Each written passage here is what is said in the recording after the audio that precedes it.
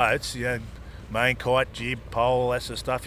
The kites you got to manually handle as far as pulling them down into a bag. So that's caused a few issues with some of the fleets. Most of the crews these days are used to pulling them into socks and whatnot. But they're full one design. You cannot touch them. That's right. That's right. And crew handling, it's just all about today. It's all been about crew handling. The last couple of days, probably more so you're placed on the course, bearing in mind the tidal influence. But today, it's boat handling. So we're just watching. We're watching one of the offshore boats come in. Benali, Benali or so we've Denali? already seen little Nico come in. This is part of Sailfest, so it's probably fairly hairy offshore. I think a couple of boats are returning home early. We've seen the start before, and the big boys, they cracked their kites in and they were just charging down the harbour with nowhere to go, and it looked pretty full on. So hopefully I haven't done too much damage. Most of these boats will be slowly heading their way north into some of the bigger regattas on the circuit. And we're pretty lucky that race has just finished there, Lisa, and these boats now. Crews back down here, some of these guys, that could be, there's one more round to go in there for this guy. So just explain how the rounds work. There's 8 rounds all up? So 8 rounds and 2 groups per round, 5 boats per group. And they've been doing 4 races per group. The decision was made this morning. Let's compress it up a little bit. It's been a really long couple of days. They had 48 races in Friday and Saturday, and we were literally here from 8:30 in the morning until almost 6 at night with a fading breeze in the afternoon. So they've been really huge days. So decided to make them 3 race rounds for the final 2 qualifying rounds, and then we have a short break. We get the top 4 teams, and we head into what's going to be a fantastic final series. Yeah, I'm just hoping that the breeze sort of settles down. We get into that 15 to 20 knot range and the kites come up and we can really see these boats light up, because they do light up. They do. When they get those gusts, the bow just buries and then it pops. And you'll notice when we do get the kites up, we'll give you a heads up now, but the spinnakers aren't full hoist on these at the moment. That's because there was a little bit, one of the boats had they got like a little saddle, about a foot away from the top of the rig. One of the boats broke there, so they made the decision, because they can't fix it in a hurry, to make every boat exactly the same. So they just put a little ball stop on the halyard. So they got about a metre, not even, probably half a metre of halyard just swinging around the breeze. Yep. And when it gets gusty and windy, the kites are so unstable, which makes it even more fun. Fun for us, maybe not for them. We've got the beautiful James Craig, William the Fourth, coming through right in front of us, old paddle steamer. So it's all happening here on beautiful Newcastle Harbour. It is. This morning we've had some sort of running marathon just right over behind us here on the foreshore. You took your life in your own hands, stepping out of the regatta office. You had to look left and right and left again. I was going to enter that today, but I thought I saw you in it. No, fitness and ability let me down, mate. I was too busy at home mowing the lawn and doing all the ironing. Oh, and prepping for today. And prepping for today, of course, prepping for today. Lisa, what do you know about Newcastle? Well, we've got a little bit of a break. What do you know about it? Well, I did a little bit of research this morning. I do like Newcastle. I'm becoming quite a fan. I was up here a couple of weeks ago for the Northern Qualifier. I've never driven home from a regatta without a single race being sailed, but unfortunately it got blown out in that extreme weather event.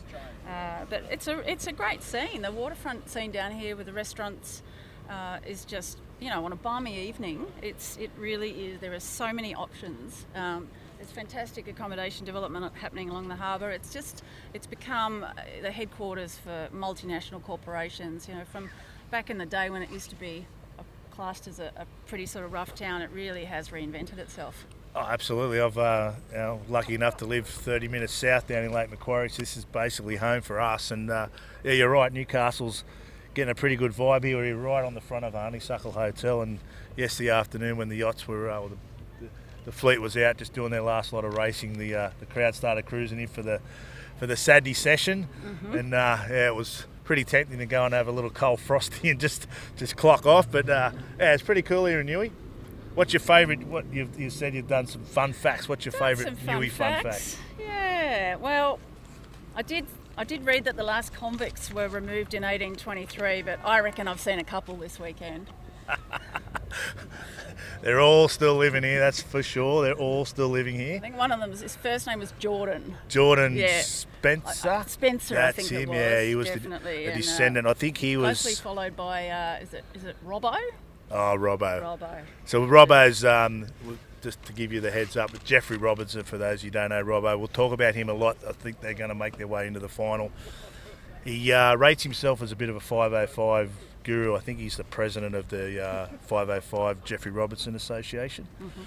And walks around in his 50 blazer whenever he can and spruiks the 50s. But they're going all right. That's a throw together team, that one. And Absolutely. Mick Babbage, and you'd be pretty happy with your forward two of Hayley Outridge and Claire Costanzo.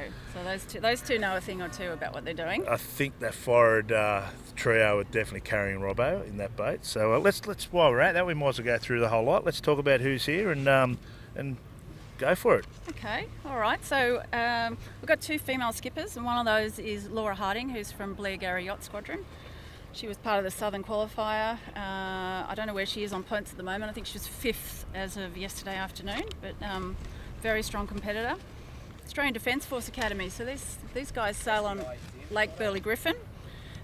They're studying at ADFA, and they've had a fabulous couple of races. Unfortunately, I was out in the water earlier. They got blown out with a penalty.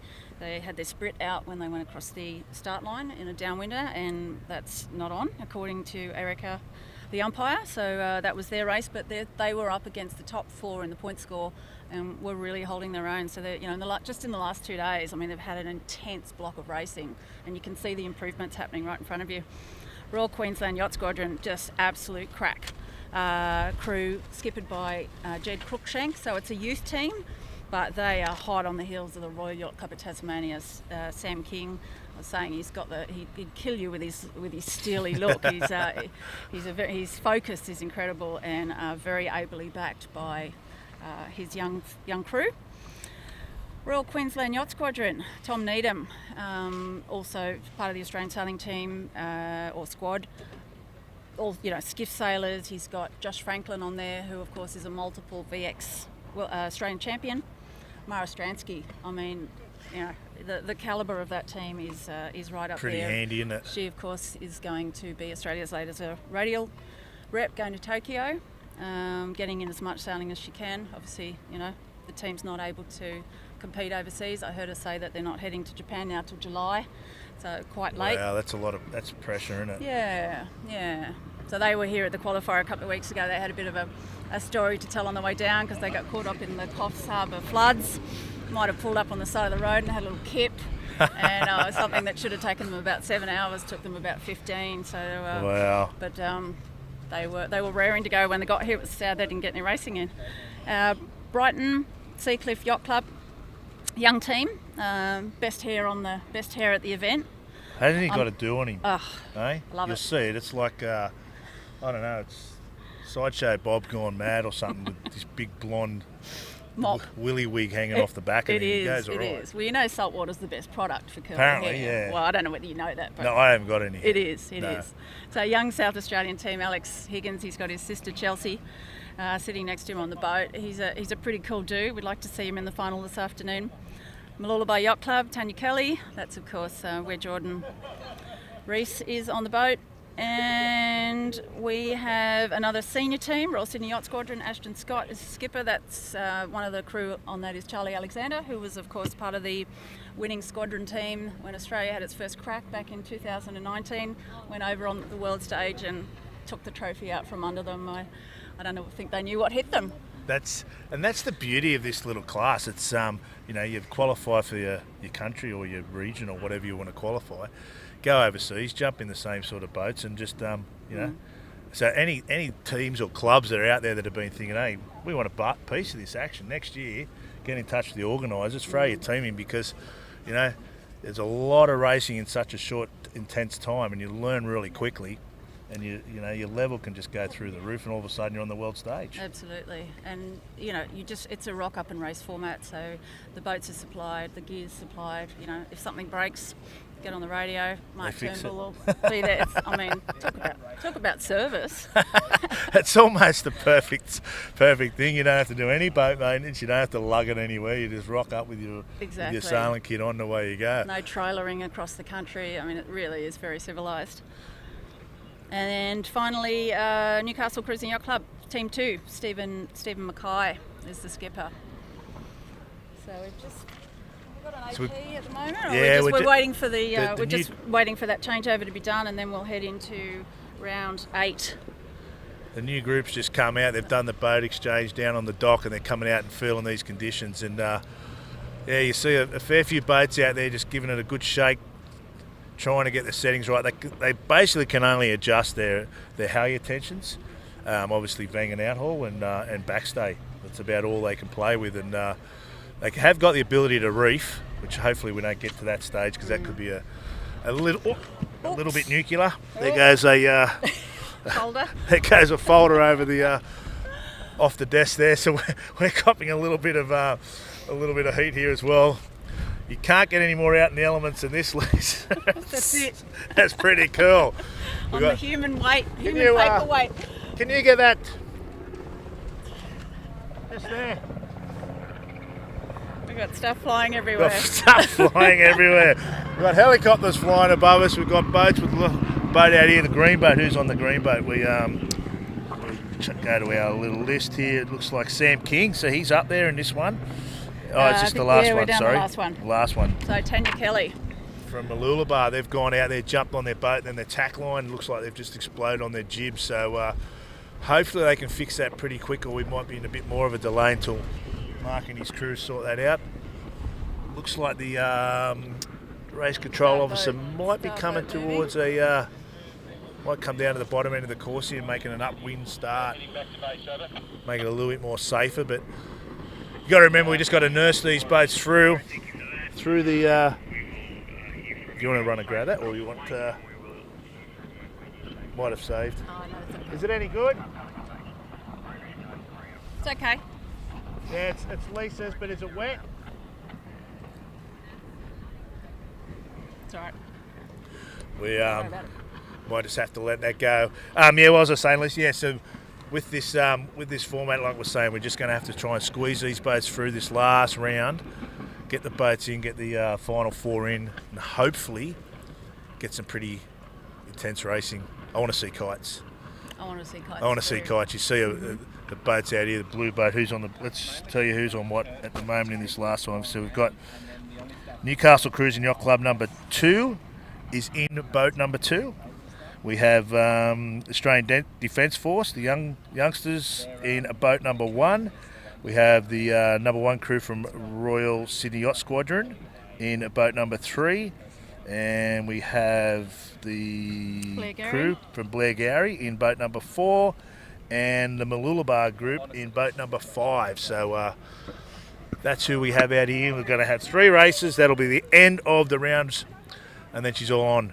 And not sure whether you see this on the screen, but the race control officers have had a pretty big effort to pump these boats out. They're just cruising back downhill. Looks like the gates are also drifting, so there's lots to contend with here on the harbour. Going back to a upwind start. That might be the safest option, I reckon. The old upwind start. It could save us a whole lot of pain for this final round. Righto, fun facts in Australia.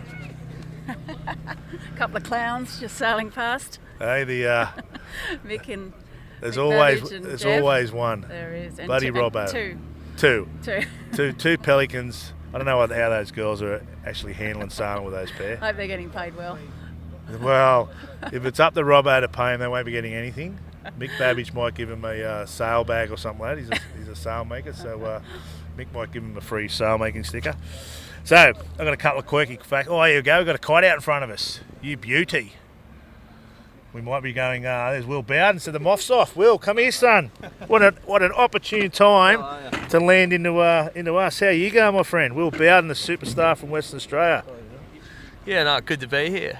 Nice bit of breeze today, isn't it? Plenty on for the sailors out there, I reckon. What's happening to the moths, mate? They blow it. Yeah, we're a bit weak in the moth class, and bit of air around, and they pull the pin on us. Well, that's good for you. You can come in here and watch this stuff go on. Yeah, absolutely. Have a beer and sit in the sun here and watch some racing. Bloody good. You look very blurry-eyed, mate. I believe your last 48 hours you've had plenty on. Just explain what you've been doing.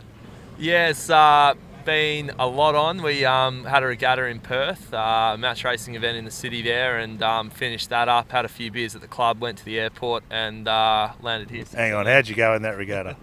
had a win, so yeah, a bit of fun. You nailed it, I hear. Yeah, had a good one against. Got Maxi Godfrey down here who's sailing on the opposition boat. So yeah, we've It's his shout all weekend now. Yeah, his shout. Still not quite recovered enough for a beer yet, but not you look far. Busted, mate. You look, yesterday was a bit of pain out in the moss. Yeah, the pain. Yeah, legs, arms, head, hands, everything hurts. Well, the good news is we've got some pretty cool racing out in front of us here in the RS21s. Just to let you know what's happening, this is the final little group. We've got your mate Jordan Spencer out there. We've got Robbo and Hayley Outridge, and we've got plenty out there actually. And Lisa's been here all week watching it, and we're just loving the fact that there's a bit of breeze. And the format's so cool. Where else can you watch sailing while sitting on the edge of a pub having a beer and staying nice and dry? It's pretty good, eh? Yeah, it's fantastic. I've never been here before, first time to Newcastle, but yeah, great spot for stadium racing, isn't it? I'm going to put the challenge out to you guys now. You need a crew from that side of the continent to get over here and race in this thing, because it's a good format. You can go in the over 22s now, mate, because you're nice and old, so you can go with the big boys. Yeah, I'm feeling a bit old these days. Everything hurts, Jody. It's all sore. Welcome to my world. Yeah. I get up every day and I feel like that, mate. Who's taking the win here? Who's taking the win? We're not racing at this stage. We're just waiting for the... Royal Yacht Cup of Tassie, Sam King is really doing... Oh, yeah, he's nailing it. So he'll be through to the final this afternoon. We just had a round then that they had no spinnaker, so they were trying to... I think they're just trying to keep the boats in one piece before the finals. Oh, lovely. Because it got a little bit loose. We had some racing this morning and they had kites up and it wasn't this punchy. And the fact is we're right up underneath the start of the harbour here, so it probably doesn't look as tragic on the shots as what it actually is. But you can see the red boat there. That's the crew of Royal Sydney Yacht Squadron of Nev Whitty on the stick. You can see they've got plenty on. Nev's not actually here. Oh, he's not here? No. Copy. He's sent his sub. Right, who's steering that, sorry? That's Ashley, I think Ashley Major. Okay, copy that. And you can see those two boats out there, opposite tacks, and they have got lots. Look at the mast bending on that red boat. Bone-breaking stuff. Mark, if he's sitting on the shore going, please hold together, please hold together. Held up in the fetal position in the regatta office. Yes. Yeah, he's running the whole show, and the RCOs are trying to work out a way of getting a start line pinned safely, and they're having all sorts. But yeah, like I was saying, we're right up the other end of the harbour where all this breeze is starting to come from, so the waves haven't built up yet. But the gusts come through a whole heap of buildings and off the land, and they just hit the water and explode to about 20 or 30 degrees difference. Love the carnage. That's what we're finding, that it's on everywhere. So. We better keep rumbling because I think we're going out to watch the TPs. I think you don't have to buy them, mate. Most of them are starting to cruise back in. Oh, yeah, here they are. I think they've called it a day too. So that probably explains to you how much is out there. We've got the crew here of the Royal Sydney Yacht Squadron. No, it's Robbo. Yeah, Robbo. Yeah. Robbo on number one. Yeah, we are on the. I am getting myself a little bit confused on our numbers here. First group. So we see the yellow boat. That's the Newcastle Cruising Yacht Club. And they have got lots on. Plenty on. Do you reckon we'll get kites in this race? Ooh. I hope so. Holy moly. Here comes Mark behind us. We might, I wonder if he'll pull him in. Yeah, we'll get the big boy in. Big cheese. Mark, will you come and have a quick chat? Okay. Oh, he's bunged on the old fake phone call.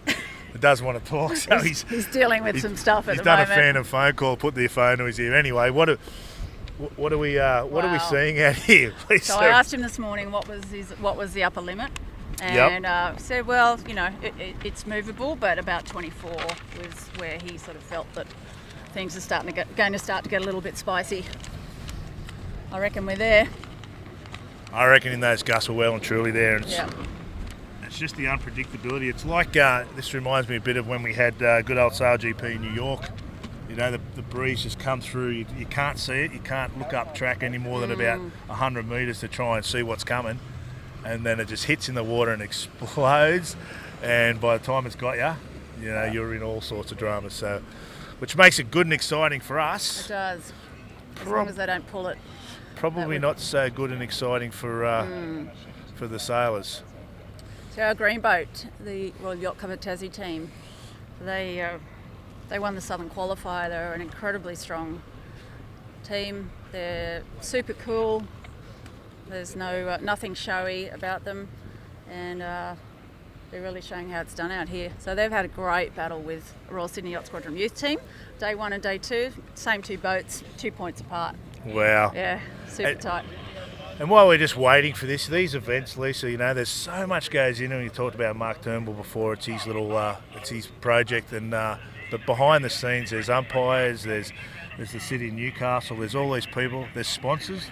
We've got a lot of sponsors. So thanks very much to the sponsors, out there who have dug in. And without them, we don't get to sit here and watch some pretty cool racing. And I know City of Newcastle have thrown some weight behind this event.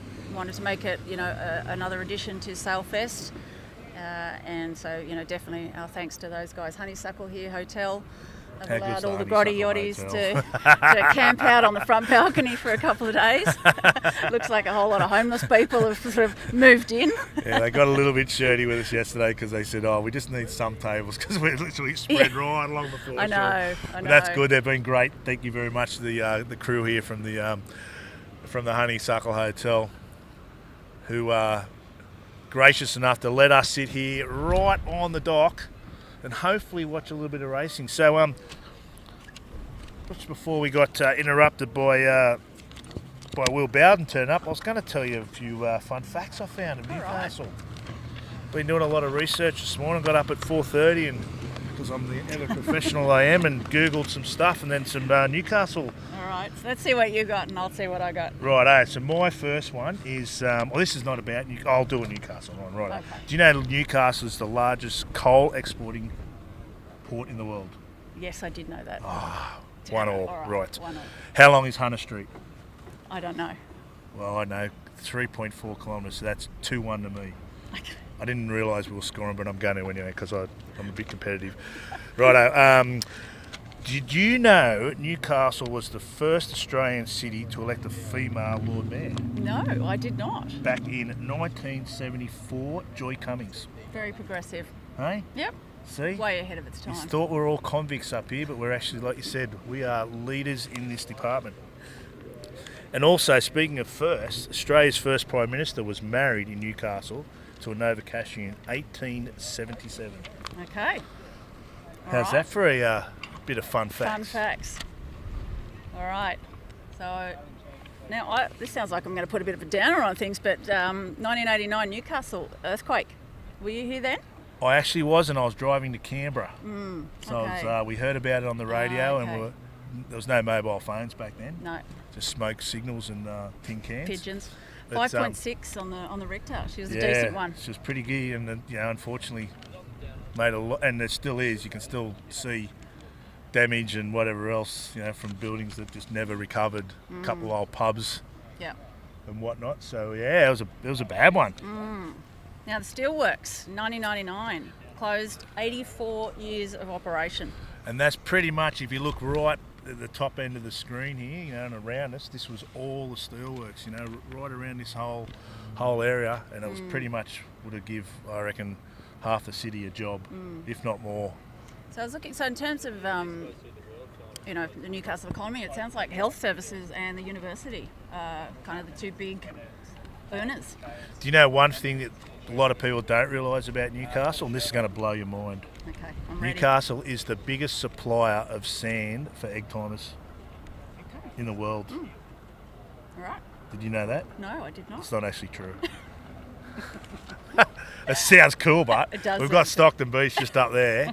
And one thing I learnt doing my fun facts today, I was always told that Stockton Beach used to, like Australia used to take sand over to Waikiki Beach over in Hawaii. Right. Apparently it's not true. Okay. So I don't know what to believe anymore. You can rip that off your fun facts. Okay. Did Now, you like the egg timer thing? I did like the egg timer. Worst maritime incident. 1934, Stockton-bound ferry, the Bluebell, collided with the coastal freighter Warreneen and sank in the middle of the Hunter River. Probably not off the Honeysuckle. Yeah, we don't want any collisions with No, we ferries don't. today. There's a couple of tugboats coming through the course. But 3 lives were lost, very sadly. really? Well, there you go. There's some fun facts. We might have to keep a couple on up our sleeve. Yeah, let's not. Jordan Spencer. Coming down, TP's coming back. Yes. Jordan Spencer, come and join us. No, Jordan. Are you live or not? Yes, we are live. We are We've got something to ask you. Oh, okay. Mate, we are live by Mr. Barker himself, Jordan Spencer. Hello, mate. Jody, how are you, Ledge? I'm going well, mate. We just watched you guys go out there and, to be honest, you killed it. You nailed it. Well, the You won a race. very simple thing going on there. Just keep it smooth. That's all. You want the rig nice and stable in windy condition. You told us you were just a learning curve development team. Well, and, they're quick learners, mate. so you're telling me it's all about the coaching? Is that what you're saying there? No. It's all about the talent of the athletes, mate. The coaches never take the glory, always the blame. Because we were also told that you were on the kite, and the kite work was probably the bit that let them down. So Yeah, I would say so. Yeah. you've got to give that crew of yours a bit of a rap. Yeah, absolutely. They're fantastic. It's good fun though. I wish the kites didn't get pulled out, mate. We were just starting to get funky out there. But... Yeah, me and Lisa said this. Oh, here we go. We've got a I capsize. got one over. Oh, we have got one over. Righto, let's try and get a camera on that. We were discussing whether this would happen. Oh, they right really easy. Look at that. They got plenty of weight in the keel, but they've Oh. got a main pin, hey. That is pretty gnarly down there. You If can, that stays, they got pretty ugly shore to fall into. yeah, Yeah, definitely. they haven't got a real lot of runway to get that thing sorted out. That's The main pin. That's not a good, mains off, here we go. So as you can see on that camera there now, you can look down the harbour and it's absolutely stonking down there.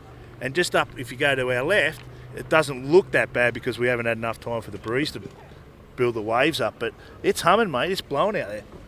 Yeah, there's plenty of wind on. Windon.com is what's out there.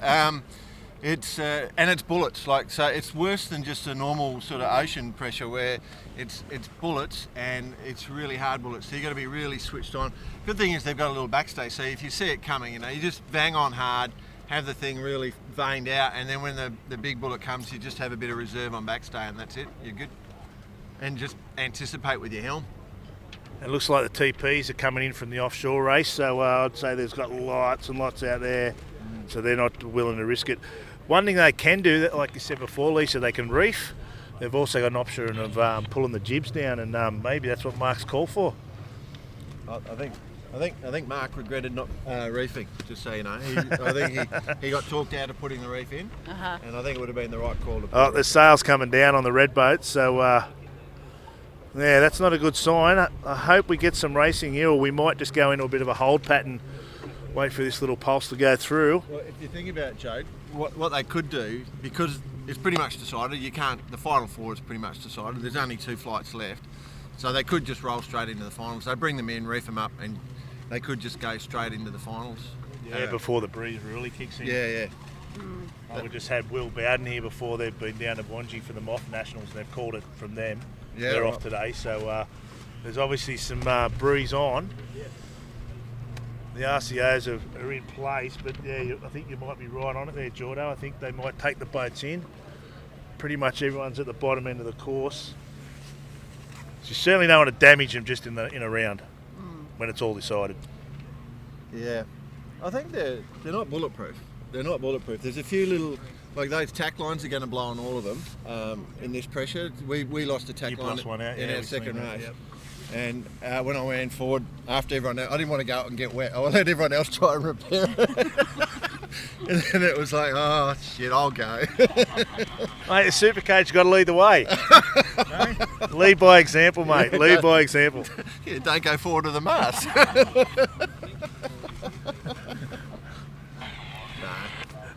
Yeah, so while we're in a bit of a break here, what we're going to do, we're just going to cut over to, we've got a couple of little videos just to give us a bit of a break off us. So the first one's going to be about the the global win from the Royal Sydney Yacht Squadron back in 2019, so enjoy.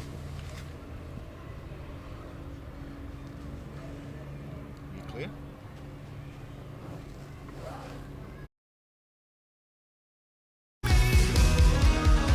I think the whole team's pretty excited with this win. We definitely came over to give it a really good go, as the Australian League is obviously quite new, so we weren't quite sure what we were expecting, especially up in St Moritz, somewhere quite different to what we're usually sailing in.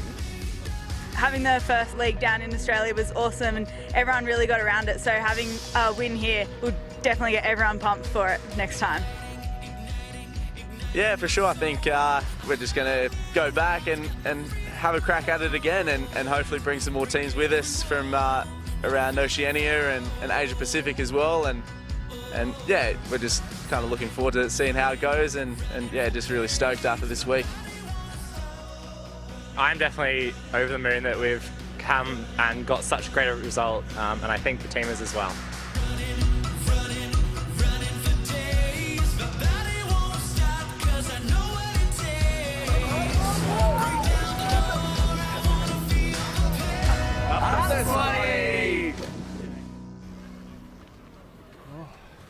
I wouldn't mind just pulling up stumps, get a snidder on a beer. Well, there you go. That's a bit of a of what happened last year with the big, or the year before, sorry, with the pre-COVID experience when the Royal Sydney Yacht Squadron took on the world and won it.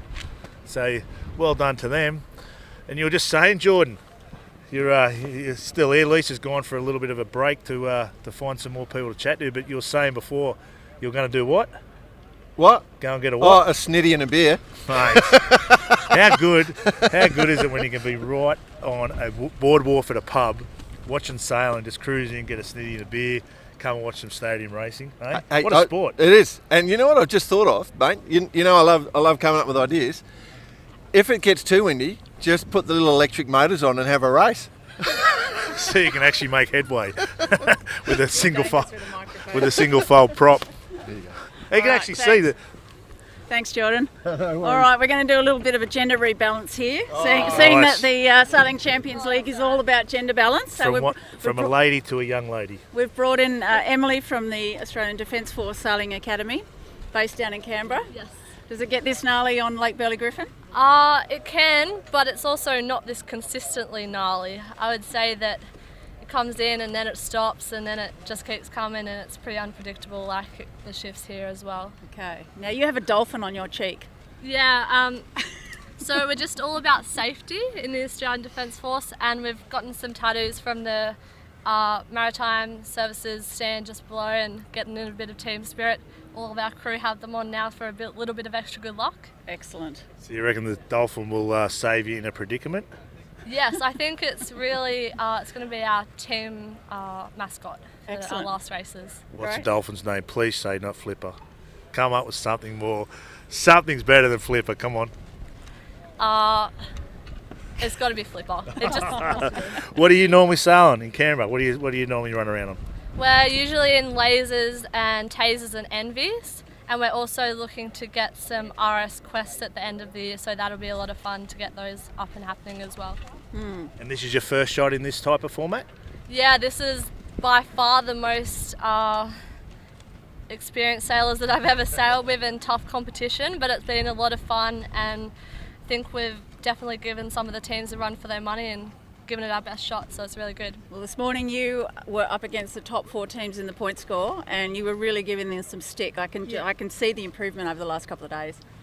Yeah, no, I think the first day we had a couple of things that we needed to rule out and get our kites going up properly and all the tack lines, but I think we've got those all sorted now and everything's running quite smoothly and fast. But now with this wind, we'll have to just get our jib working instead of the spinnakers now that they've been ruled out as well. And your tri-service team? Yeah, we are a tri-service team, so me and Sinead, the other girl on our team, we're both Navy, and then we've got a Air Force skipper and another crew, Dan, who's in the Army. Well, this is the perfect opportunity to put the challenge out there for other Australian Defence Force teams to come and have a crack as well. What do you got to say to them out there that want to put a bit of sailing together? Put it on them. Yeah, we'd love to see them out here with us and to get some racing against them and some big rivalry happening. Bring it on. Well done. Will you just go again? Definitely. We'll try and get a team together next year. We had a team last year as well, so I was in first year last year and wasn't part of it, but hopefully we'll be able to get another team in next year and give it another crack. And how do you guys go through the qualification internally to get on the team? We just look at experience amongst our club members, and we also go for people that have showed up and put in effort throughout the past year, and then people that are committed to the club and put together the best crew we can to bring down here and show everyone what we've got. And it's going really well, eh, Lisa? It's going real good. Absolutely. We're just watching this situation out here. We're just having a bit of a break in racing. We've had some pretty nuclear gusts coming down We've here. had all sorts going on here just quietly. So the boats have gone back to the changeover dock, and we're not at that dock, so we're not exactly sure what's happening, whether they are reefing those mains. They've been racing with no kites, just as it started to get up over that sort of 20 knot mark. And we're just hoping that things settle down a little bit and we can continue on with the qualifying series and then head into our final this afternoon for the top 4 boats. You see some pretty well-known yachts about to cruise into the shot here. We've got Ichiban over to the far side of the basin there, and there's, what's this, Road Tech Marine, so I'm not sure. Oh, it's Quest. Quest. There you go, so it's Quest, so 2 very famous Australian yachting boats there. Do you have any desire to go big boat racing? Yeah, I'd love to get into some offshore racing. I used to sail out of Lake Macquarie and do a few tire lights and stuff out there. You're talking to the man. No wonder you're a good sailor. Done Lake Yeah, Macquarie. so that's where it all started. And yeah, I'd love to get the opportunity to go out and keep getting into some yacht racing after I've got this dinghy stuff all sorted as well. So that's our focus at the moment with the club at ADFA. Nice. Whereabouts at Lake Macquarie did you race? From straight out of Lake Macquarie Yacht Club in Belmont. Yep. On the not so bad side of the lake. Wangi's the best, but isn't it? Oh, that's I don't know if I can agree with that. Do I need to get in between you two or what? I'll just confer. Yeah, Wangi is the best side of the lake for sure. Produced the best sailors, definitely out of the Wangi side of the lake. So you want to do an offshore? So Sydney Hobart. Sydney Hobart would definitely be great. We've got a Navy team that does it, so hopefully in the next couple of years I can try and get on that and see how we go. Well, the lady sitting to your left's done a couple of Hobarts. Lisa, what sort of advice you got for her? Layers. Like layers. onions. Yeah, layers, and watch what you eat the night before. Don't go too heavy on the Christmas pud, because you might regret it the next day. Okay. Yeah, no, I've done 2, but I've been lucky enough to do 2 quite easy ones. Yeah. So I don't know. I feel like I'm not as legit as as some. I feel like I'm due for a heavy weather one, but it was fantastic. I did it on 2 old boats, 2 Sparkman and Stevens, and it was more about there was no hiking. There was none of that sort of stuff. So it was a downwind shorts and t-shirts one. Yeah, pretty much. Yeah, exactly. They're the ones I want to do. Exactly. I've Yes. got no desire of getting bashed for 3 days, going cold, wet, and miserable. It doesn't. Not getting sleep. No. Yeah, but it's fun, and it's amazing how simple and how feral you can get, and you can still be quite happy, because it's just the sense of adventure and the sense of accomplishment. There's nothing like it. Yeah. So you be aged allowed now? What is it, over 18 to go to Hobart? Yeah. So Sure. you how do you qualify through the Australian Defence Force to get on their boats? They usually put out expressions of interest, and then they try and get all different rakes on board and people of different experiences and train them up through a series of races. And it's up to the skipper and the committee, I believe, to put the team together and work out what's best for the boat and what's best for getting that extra resilience training in with the Navy. Nice. And I've got to ask, what drew you to get into sailing? I mean, the females in sailing is a massive thing at the moment. There's a big push to get as many girls involved. So you're obviously involved, and you're obviously a girl. So what got you into it? So I was originally from Tamworth, and then we moved to Belmont. And obviously right in front of the lake, saw some boats going around. My family started to get into it, and they're like, oh, this is pretty fun, you should come down too. And so just through the fun of the twilight races at Lake Macquarie Yacht Club, we even have a dolphin that follows us around most races too, so that's pretty cool. He's a friendly bugger too, and he yeah, comes he's right awesome. up amongst He's you. lovely. He loves our boat too. And so through that, and then I got into the she sails at Newcastle Cruising Yacht Club, did a few of those, and then once I got into the Australian Defence Force and found that at ADFA we have our own sailing club, it really just became an easy and awesome opportunity to get involved and to keep progressing and getting better. It's a cool sport. I mean, there's a lot of talk at the moment about the America's Cup, how it's very male-centric on the boats because it's all about power and grinding and whatever else. But sailing's one of those sports that you don't need to, especially on these boats, you don't need to be a big musclehead powerhouse to go sailing. There's some very good sailors.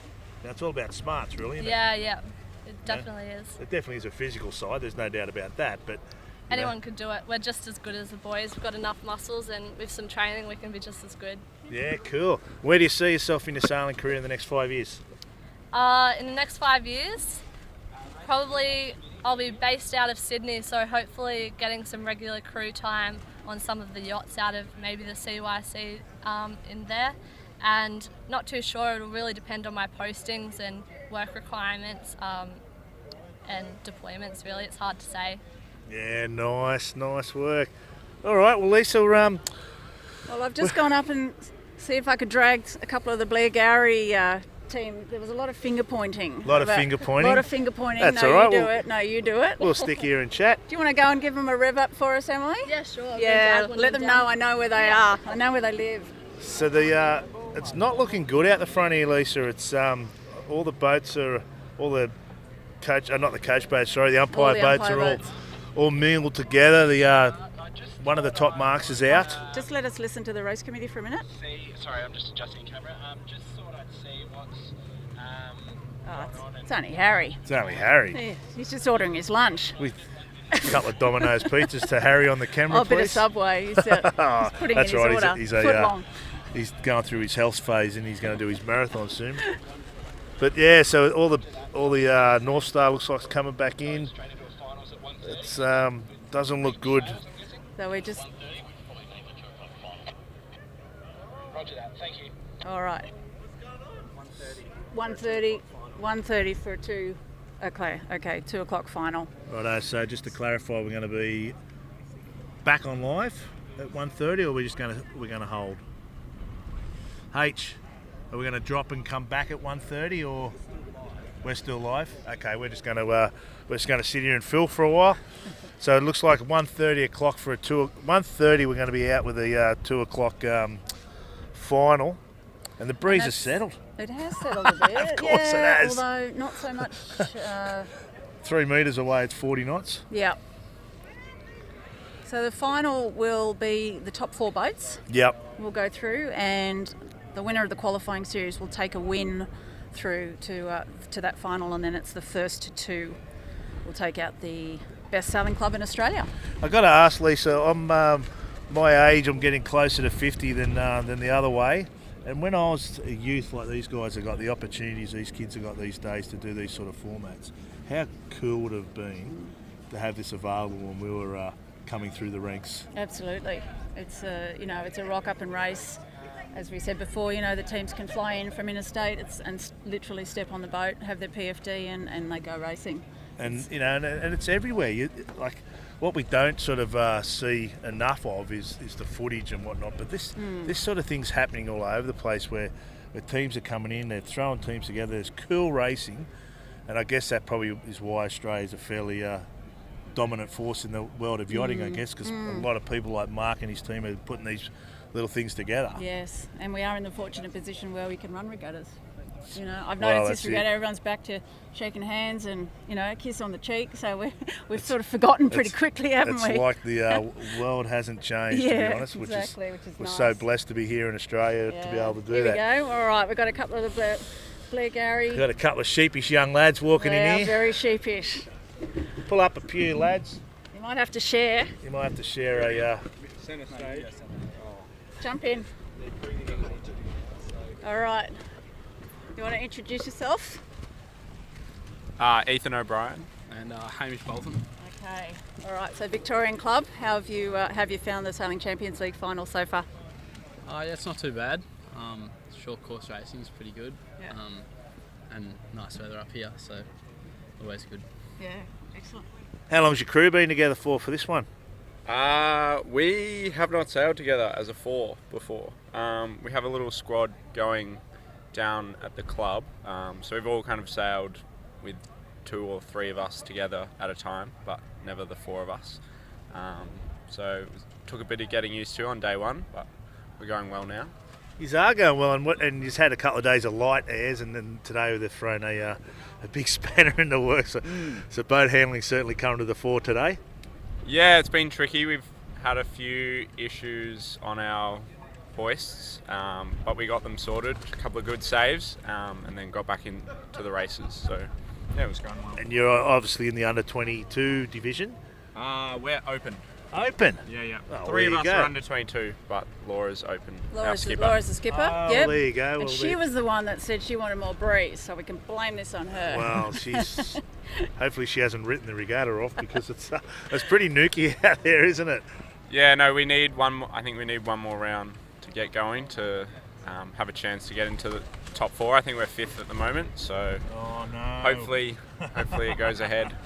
Absolutely. And what do you think of this format? Like, you're right up amongst the pub here, like you're literally tacking off a jetty, and there's people having beers and dinners, and you guys are out there racing in these sharp, short races. Do you like it?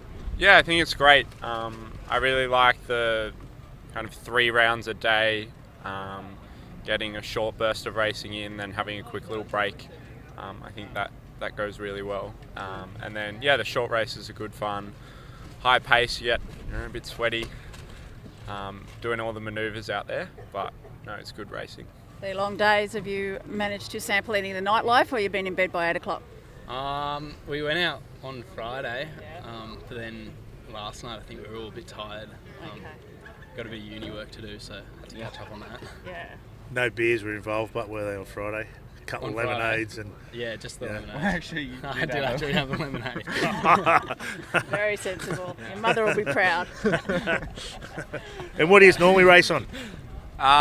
We've been racing J70s down at Blairgowrie a fair bit, so that's good practice for this. Yes, we did.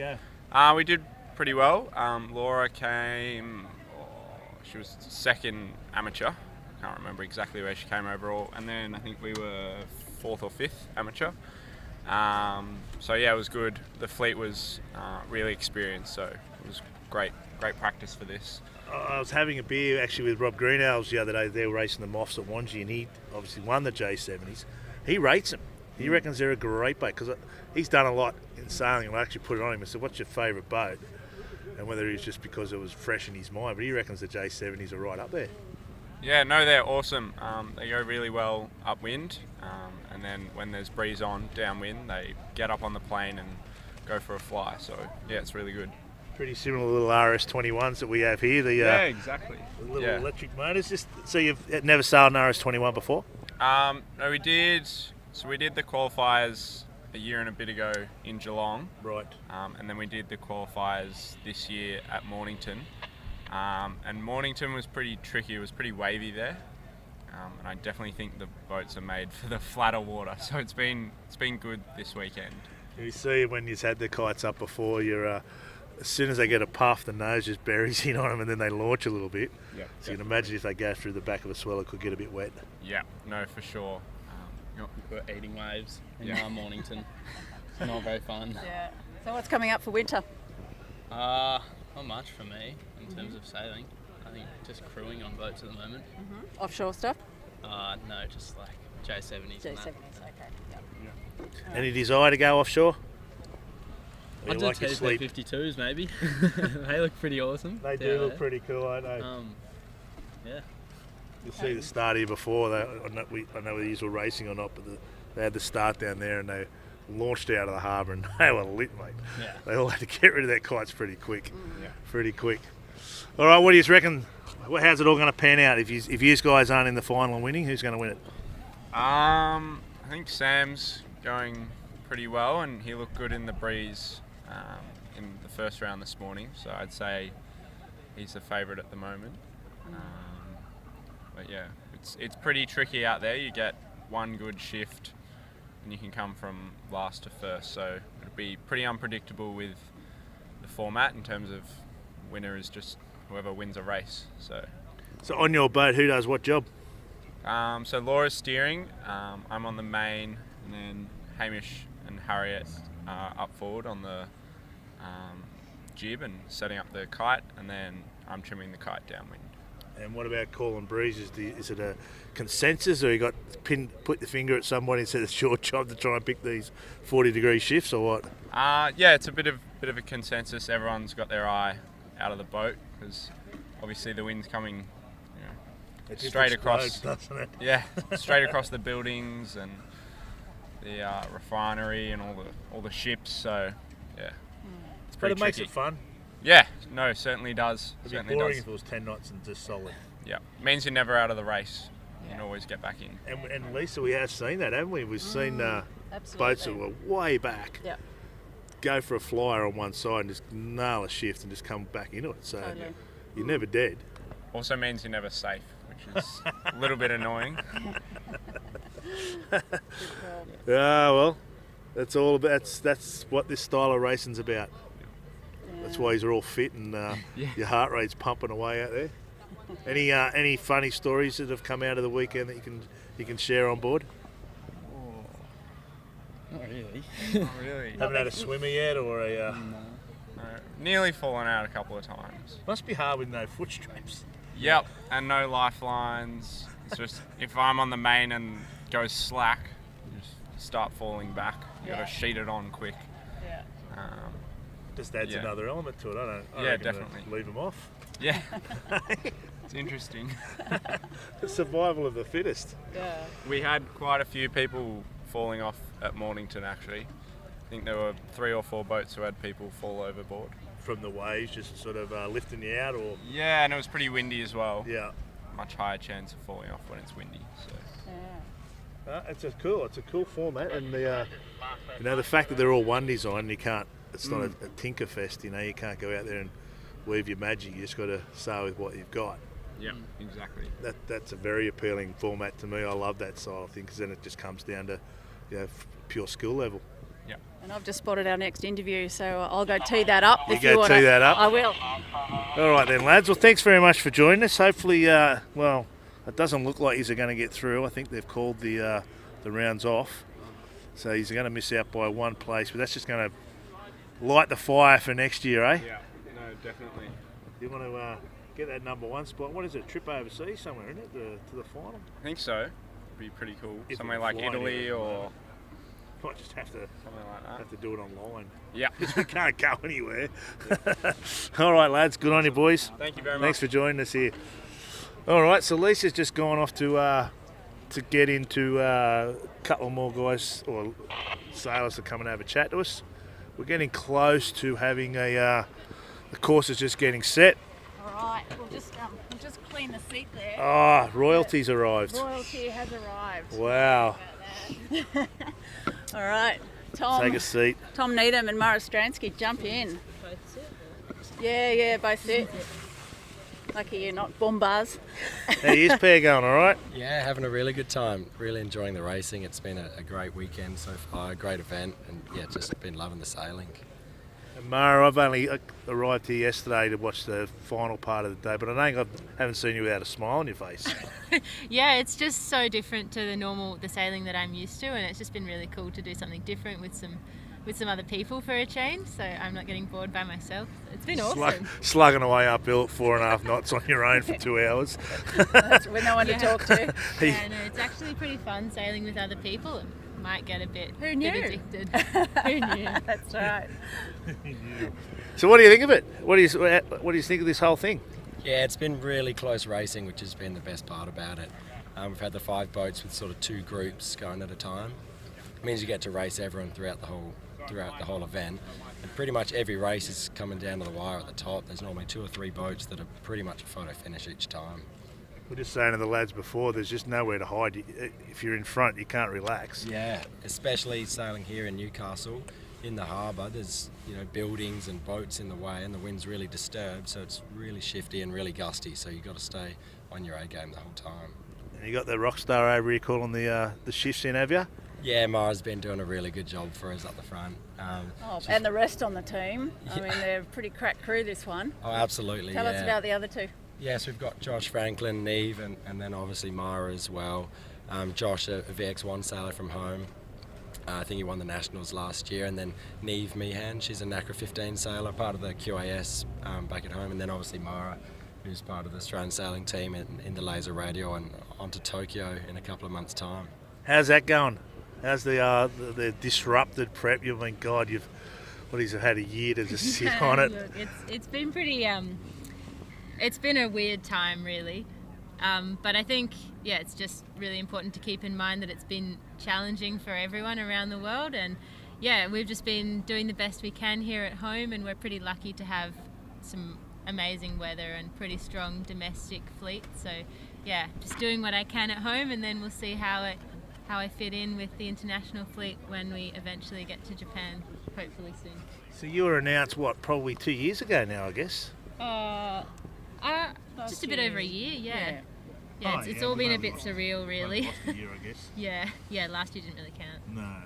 So you head over in July, and what happens then between July and the start of the games? Well, the idea is to head over to Japan as soon as they open the borders for international travel, and ideally we'll have one practice event that's been postponed till mid-July, and then the games begin on the 25th. So the idea is we get in, we do the pre-event, do the Olympics, and then head out ASAP. So it's a pretty different format to the usual Olympics, but as long as they get the racing in, really. Yeah, it's a shame, isn't it? Because the whole Olympic experience is about, the opening ceremonies, and I'm not going to put a dampener on it for you, but at the end of the day, you're there to do a job, and that's to go racing. And I guess it's less distractions, the better. And when you bring the gold medal back, no pressure at all. You'll be you've done your job. So, but no international spectators. But are you allowed to have a family member with you? At this stage, no. Okay. It'll just be the teams and their immediate coaches and support team. Okay. So it'll be different, but I mean, it won't be a disadvantage to me because I don't have a normal to base it off as people who have been to another games do. So you talk to a lot of the guys, and they do say they can get wrapped up in all the external noise. Like the opening of ceremonies and the village and all that sort of stuff. So just get themselves really excited and forget that they're actually there to go sailing. Yeah, cool. Got no excuses. No. So back to Newcastle. Do you know where you are on points as of now? Not totally sure. I think we're pretty close to the cusp of the final series. Okay. We were really hoping to get all 8 races in today so that we could sort of catch back up. We didn't have the greatest day yesterday in the light wind. Okay. So we were looking forward to the 8 races today. It was then shortened to 6, and then we ended up only getting in 3. So hopefully we gained enough, but I'm not sure. I'll have to look at the scorecard. Okay. I think we might be able to maybe check that out. So I'll just see if we've got an updated on our WhatsAppy here. And what's coming up for you? Obviously, we know what you're doing over winter. What are you doing, Tom?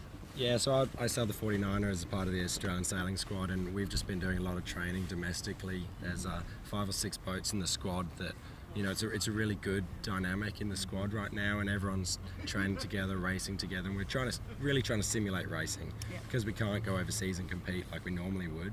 Doing regattas like these are also really beneficial because, you get that racing experience that you can't really get on your own.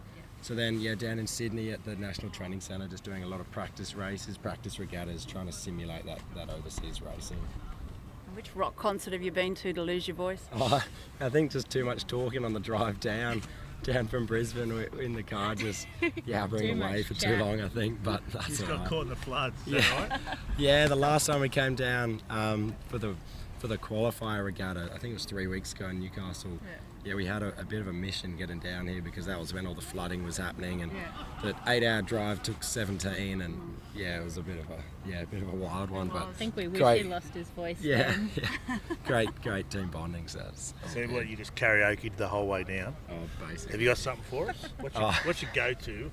What's your go-to karaoke song? Well, I saw Mara at the karaoke in Japan a couple of years ago, and she was doing a really good job actually. So she's probably. Mate, you can't throw off like that. This is all about you, my friend. Come on, what do you got? I have no idea. I've got no idea.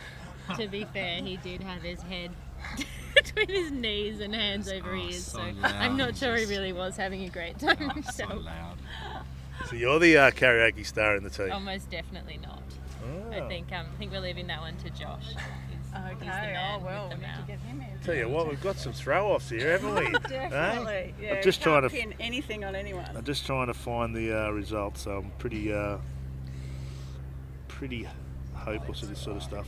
Anyway, it's a surprise. You'll be if you're on, you'll be on in a hurry because I think you're going to try and roll So it that's over the end really of the quick. qualifying now. We're going. We think so. Yeah, we're meant to have another round. Okay. Like round and a half or round. Yeah, another round. But sort of kind of predicting that that'll probably won't happen, and Mark will probably want to go into a final series straight away if we can get out racing.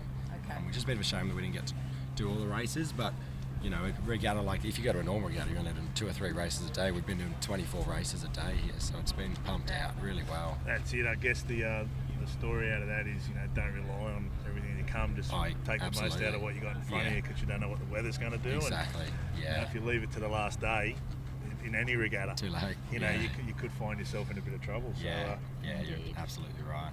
So you're the boss of this format. What would you do? Change anything different? You love it. You like the boats. You like the location. What do you reckon? I think the format's really good. And lots of races, short course. It's obviously tricky sailing basically in a marina, just because of the gusts and everything like that. But it's got the pros and cons. The cons that it's so hard to sail, but that's also a bit of a skill thing. Like you've got to learn to be able to sail and things like that. But a big pro is that everyone can sit along the dock and sort of watch the racing. So when you're not great racing, when you've come right along the balcony and everyone's cheered and it's pulled out a been bit really of good. advice. There's plenty of experts on the deck. Oh yeah, absolutely, yeah.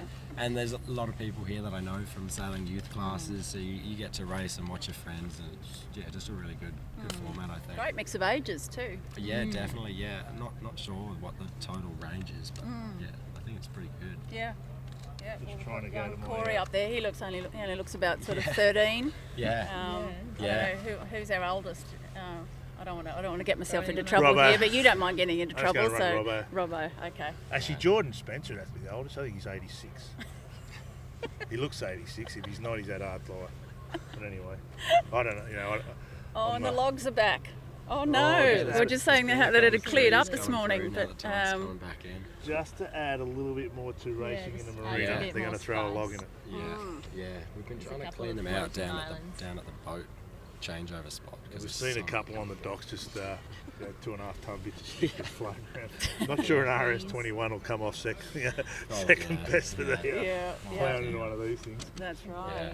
See, this little short, I'm a massive fan of short course racing. Absolutely. This because, like you do, Mari, you do a lot of long, slogs, and to me, we do a bit of this with that stuff, the beam and corners we do, and I love how it gets the heart rate up of your boat handling. You can learn so much by having to do, multiple tacks and multiple jibes. Absolutely. Really short It's just like a full race compressed into a much smaller space. So it's like everything that you would be doing in a normal race, but in like an eighth of the time. So it's pretty cool, really. So I watched, during my research last night, I sat down and watched every race, right, since day one. Gosh. So there's been 10 teams completing. You've tacked 1,589 times. And he's done 1,211 jibes. There's not a chance you can at all these I did, mate. I'm professional. Can't believe you're questioning me.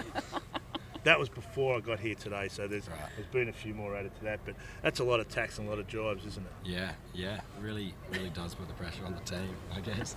I might have made that stat up a little bit. Just probably not too wrong. Especially it's so shifty here. We're doing 20 tacks every leg. We watched Higgins and Co there before. They did about 6 tacks just here. Yeah. You're just literally just dropping off. Yeah. And it was like, holy moly. And yeah. you can't get settled. Yeah, and the short course racing keeps it so close as well. You're never really out of the hump, and that's the benefit of this shifty conditions where you can be last, and then 2 minutes later you're first. You on the bow? On yours? On the jib? Yeah. We only just moved it round today, so I actually was on the bow because I was second from the bow, and we had a bit of a spaghetti fest happening. How hard is it when it's really honking? How hard is it to uncleat the jibs? Oh, it's pretty hard. It's much harder to pull them on. I'm there doing It's only a full 2 to 1 squat. or something, isn't it? Yeah. Full squat on the balls of my feet, trying to move it. Oh, so that all adds to it. That's you could put a self-tacking jib on it, but Yeah. the fact that they don't have that, that's another makes it element. more fun. Same thing with the main, the cleat angle is quite high, so it's quite hard to get it uncleated. So that creates a bit of excitement when you get a big gust and you're blowing over. And Well, we've seen everyone's a trying boat to get it actually off. tip over. Yeah, I saw that. They had Yeah. their main squeezed on and they're trying to get it off. Yeah. Now, Mara grew up on a boat. I don't know whether you know that, but I was going to ask where the mothership is at the moment, Mara. The mothership's actually up in Bowen at the moment. Mm-hmm. My dad was doing the laser states up there, so they took the mothership up and he did that. What was it like growing up on a boat? Oh, well, I get this question a lot, but to me it's normal because that's what I've always done. Yeah. But yeah, some things, it's a very different lifestyle and at times it can be quite challenging. But yeah, on the whole, it's pretty cool, really. You never get sick of your neighbours. You can just move if you don't like them. Don't have to do any gardening. Yeah, nothing's ever really a novelty. You do have to clean the bottom of the boat, though. It's like the weeding, True. but not so fun. Did you grow anything on the boat? Legal? No. No herbs? No not basil? really. No thyme? No parsley? It was all too heavy, too much weight. Okay, so, right. Yeah, we tried to keep it pretty basic. Okay. So And what- pets? I did have a cat briefly, but it wasn't really a fan of the boat life. It's very Lucky you didn't want to active have a in the pony. night. That would have been interesting. It would have been, yeah, Hey? it would have been Maybe a dolphin. inconvenient. Our friend here from the Australian Defence Force, Yes. she's got a dolphin on her cheek. So She does. She, Yeah, they're giving them away at the maritime stand over there. You can get one on your cheek. I Yeah. think Not a Tom real would like dolphin. one. yeah, real dolphins. Oh. Look behind you. There's heaps of them. Yeah. Oh, yeah.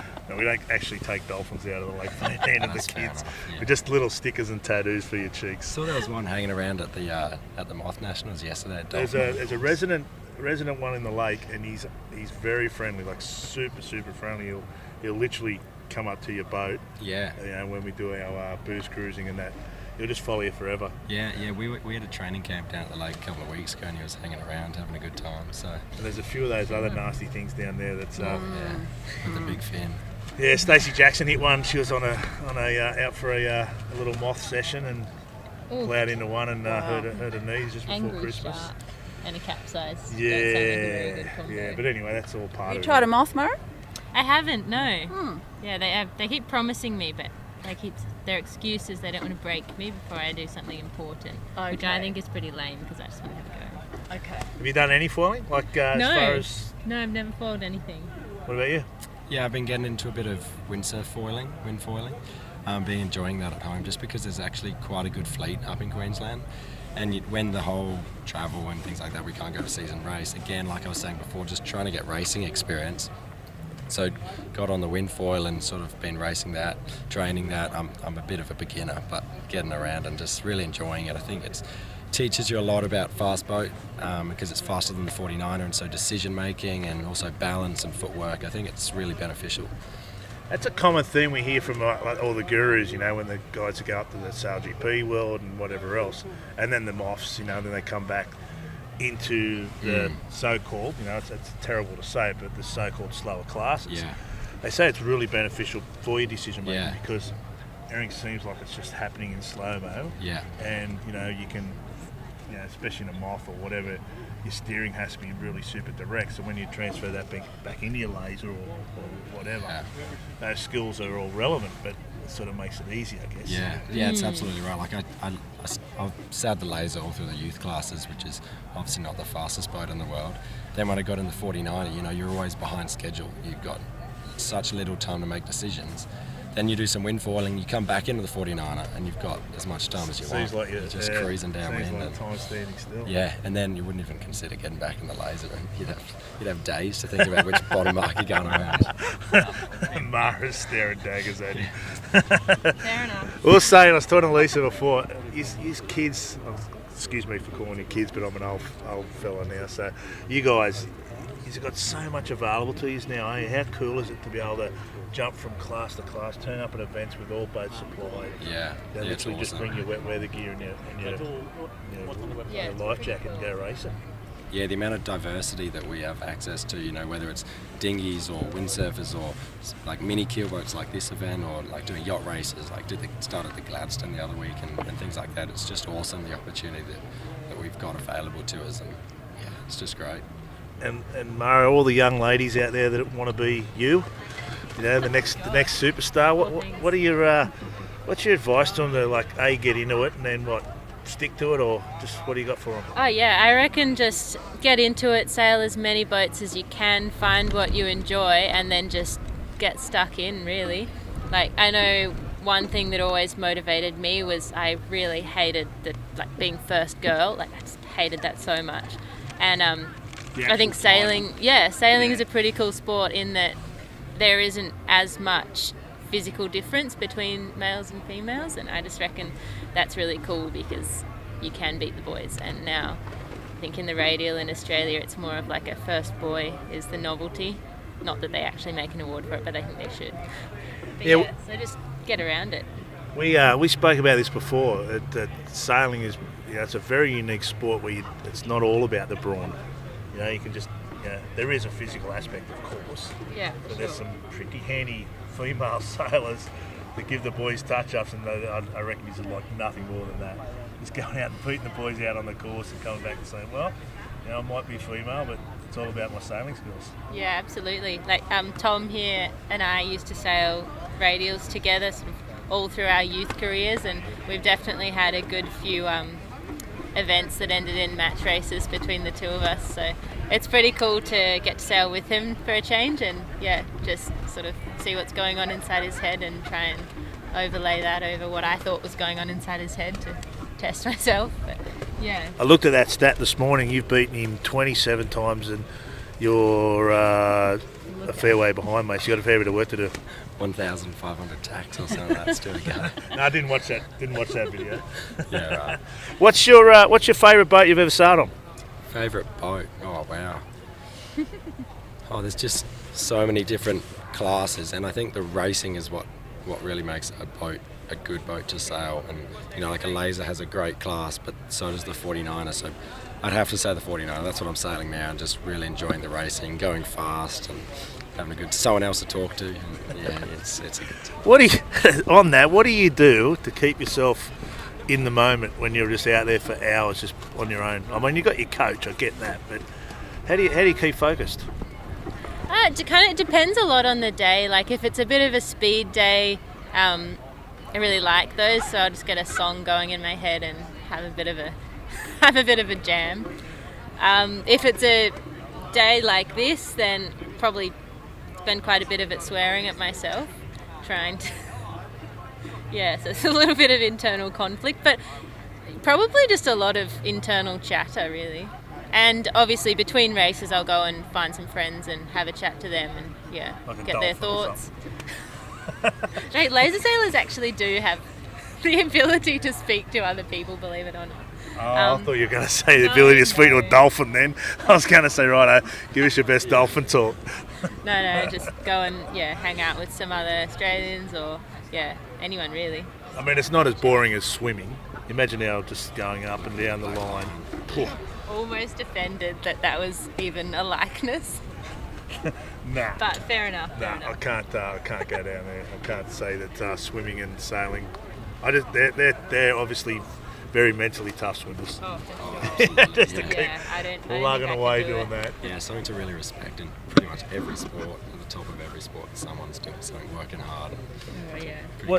What's your week? What sort of hours you put in, especially now we're about to come in the Olympics? What's your hourly on the boat? Typical week, I guess, is like generally 4 or 5 days on water during a camp, and they'd be sort of 3-hour sessions in general, and then 3 gym sessions, 3 sessions on the bike.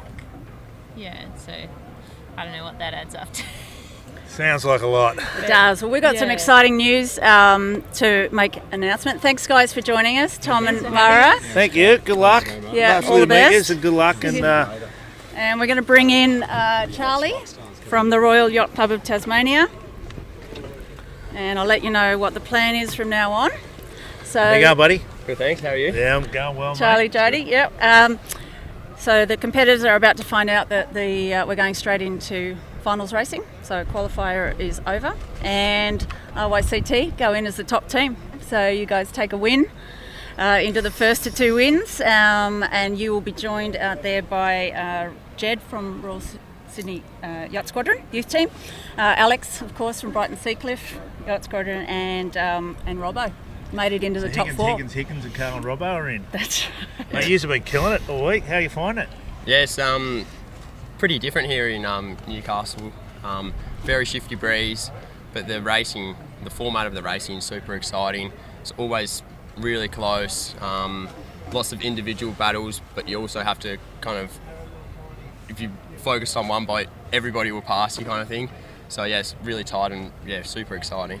There's a lot of chat or sometimes in regattas there's no passing lanes. That's certainly not the case here. Oh, I think there's too many passing lanes here. Yeah, it's pretty hard to pick the breeze, and I think that's what we've struggled with the most. Just you can see it quite well, but it's hard to know what it's going to do and where it's going to come from.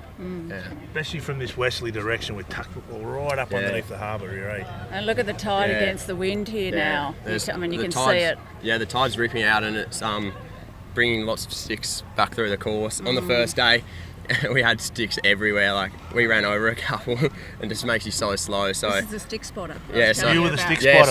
So that's my new job. Yeah, just going keep on an his eye LinkedIn out. profile. Well, I'll give you a tip, mate. There's about 27 right in front of us here, so don't come over this side of the course at the moment. Now, Charlie, you're the team that's travelled the furthest to Sailing Champions League. You won the Southern Qualifier, and your skipper has got a look that would kill. What's his personality type? What's he like to sail with, Sam? Yeah, he's a pretty good guy to sail with. I've been sailing with him since I was in Year 7 now, mainly in team sailing and match racing. He's pretty relaxed, but he does get intense and expects the best out of us. But nah, I think that's how he should be, and I've sailed in a few finals with him, and he's usually pretty calm. So yeah, I'm looking forward to. Does he lose it? No, he doesn't. No, he doesn't strike me as the sort of person that loses it. He's pretty focused. Yeah. Okay. And just break down the roles on your boat. Who's doing what? Yeah, so Sam's obviously steering, and then we have Chloe Fisher, who's on the main trim, and then Alice Buchanan is up the front with me, helping me out with like hoisting and dropping the kite, jibing, and doing like all the jib settings and bang and backstay. So yeah. Do you leave it all up to Sam for the strategy and the calls and the wind, or is a bit of a multitask on the boat? It's a bit of a multitask. Sam and Chloe communicate a fair bit up the back of the boat about what they want to do, and Alice and I, when we see something, we'll point it out. But we find, because of the short racing, our heads are usually in the boat trying to untangle something or get the kite away. Or by the time you look up, you're at the top mark. Yeah, exactly. Yeah, when they say drop the kite and you got it halfway down, they're already turning up. It's like, oh, that went pretty quickly. We have noticed that the skippers have been pretty brutal on the timing down there. It's only about 2 boat lengths at best. Yeah. And these kites, just explain, you aren't shoving them into a sock or anything. You've got to actually go into a bag and clip them, don't you? Yeah, they go into a bag. We haven't been putting the lid over the top the past couple of days because it hasn't been blowing out, but today we've had to take that bit of extra time and put the lid on the top because it started to go over here on the upwind. So. Had to pull the handbrake on pretty quick. Yeah. It would ruin your day. Yeah. So what do you reckon? Do you reckon it's? I mean, we've still got some patches here, but it does look like it's starting to settle a little bit. It's really manageable now. Yeah. Yeah, I think so, definitely. We'd love to see kites up too for the final. Yeah, that I think would be a lot more exciting. Bigger possibility for mistakes, so more passing lanes, and yeah, just make it more exciting, I reckon. All right, so out of they are. They should put a kite up. So out of the other 3 teams that you are going to be racing against, Royal Sydney Youth Squadron, Royal Sydney Yacht Squadron, Alex, Higgins and Co, and Robbo, who would you be keeping the closest eye on? Oh well, I think they're all pretty even. We've had some great battles with them, all 3 of them over the last couple of days. I think we can't get too focused, as I was saying, on one boat.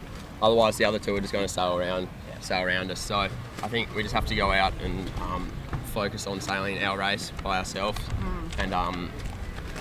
that's all we can really do. Yeah. I think, I think we're going in, we're all pretty evenly matched, so there's not one person we have to look out for more than anybody else. Okay. Yeah. And to win it, then you get the golden ticket for the Willy Wonka and the Chocolate Factory, the big final, wherever it's going to be. Port If of it's going to be Turbo, I held, think. hopefully Port of Turbo. If the world opens up, how exciting would that be? Oh, that'd be unreal. We haven't spoken about it. No. Don't think about that now. No, but it would be pretty unreal, yeah. Well, if we could go, yeah, with borders and everything. You never know. Things are looking good, mate. It's slowly but surely, and the good thing is a lot of clubs and that people are just starting to do it safe, like we're doing here in Newcastle, and making events go.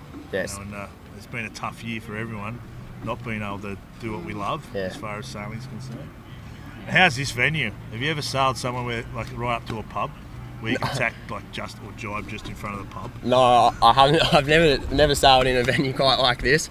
Can you smell the hamburgers? Or can you, like, when you're out there, can you get hungry because you're coming into someone's? No, not really. But when you walk into the pub, it looks pretty good. All the food and. I know, I'm drooling here. Someone's got a hamburger right now. I'm just thinking, I wouldn't mind a piece of that. Yeah. What do you do outside sailing? What's your job? What do you? Uni, school? I just finished school at the end of last year, and I'm taking 6 months off. Just cruising around, doing a bit of casual work, and trying to do a bit more sailing.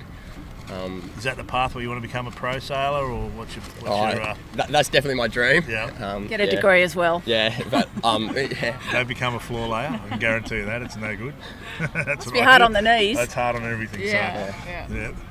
Do something better than that. I'm looking forward to going to uni. Hopefully this year or next year. Yeah. How good were you at school? Because I've got a question for you. Right, we've got all these super trivial questions, and I'm going to put you right on the spot here. Yeah, right. You went all right at school? Yeah, okay. Okay. How many grains of sand are in a kilogram? How many do you reckon? Gee, I've got absolutely no idea. Like 20,000? No, I'll give you tips between 100,000 and 200,000. 150 then. Oh, you are good, mate. 154,324. Yeah, right. So you can take bit that of general knowledge. When you're on the boat out there and you're getting a bit flustered, just think of 154,324 grains of sand. I'm sure that's what he'll be thinking every about. kilogram. Just when you're trying to get that kite stuffed away at the front, just keep thinking sand, all right? So you've learnt, if nothing else, you've learnt that today. Beautiful. All right, mate. Well, good luck. Cheers. You've got a bit of a briefing there. Looks like Mark's Thanks, telling you Charlie. what you've got to do up there. All so the best. good luck, and Thanks we very will be much. watching. Cheers. Nice kid. Nice kid. Nice kid. So Mark Turnbull, one of the directors of the Sailing Champions League, is just making an announcement to teams that they're going straight into finals. Yeah, perfect. And this is a great opportunity to have a look at the qualifiers for this season's racing, and this video is going to be pretty exciting and give us a bit of a break. So we'll see you on the back. The final day of the Sailing Champions League Asia Pacific Southern Qualifier started with rain squalls and a 1 hour postponement. But after a short wait, sailors got on the water for another round of group racing. It was make or break as teams were putting in their last ditch efforts to earn a spot in the 6-team final series. Making it into the finals was Chris Jackson from Mornington, Sam King from the Royal Yacht Club of Tasmania, 3 Sandringham teams led by James Sly, Harry Sly and Matty Goss, as well as Laura Harding from Blairgowrie. The first 2 races were sudden death knockouts for the last placed boats, and unfortunately after a close call with the Tasmanians that resulted in a penalty and a crew falling overboard, it was young gun Matty Goss that was eliminated first. We saw lots of improvement in the first race today. We started getting all our hoist drops, all that kind of stuff really well. Getting used to the boats, some little mishaps here and there, but it's just getting used to the boat. So yeah, it's a great format. Would love to come back and do it next year. The second elimination race started in a close battle, but it quickly became the 2 top-seeded teams, Sam King from Tasmania and the hometown hero Chris Jackson from Mornington, battling it out to stay in the game. They had a great tussle and split at the final bottom mark, rolling the dice with the challenging shore breeze. But in the end, the Tasmanians picked up something special on the left-hand side, closer to the shore, and sent the home team packing back to the club. I called it, hey, it's all on red. You know, we swiped the credit card here. we got no choice, and we couldn't get back to them. And we just had to keep our lateral separation and hope the shift held on the right. Sudden death there, and we thought we were doing it conservatively enough, and we just had that bad one at the wrong time. So it's the way it goes. Really good to be out sailing with my daughter and great mate Dave Eichmeyer, Mel Hitchenhall, one of our local inspirations around the club, and would have been really nice to carry it up for NYC to the end, but there's some nice sailors out there and they do plenty of it. We're getting a little older in the tooth, so anyway, look, enjoyable weekend, great format, really good concept, and nice to wind back the clock and do some sailing. The next step was for the final 4 to race off, where the first team to register 2 race wins would emerge as the overall victor. The racing was close, competitive and extremely fierce, with the sailors leaving nothing in the tank. Sandringham's James Sly and the Tasmanians, led by Sam King, traded blows to both take out a race win in the opening 2 races of the finals, setting each of them up with a match point and the competitive advantage. Then, after Sly suffered a jib luff breakage in the final moments of the pre-start of the 3rd race, it looked like we would see King run away with it or a race abandonment due to the broken gear. Eventually, PRO Steve Orlick pulled the pin, extending the grudge match that little bit longer.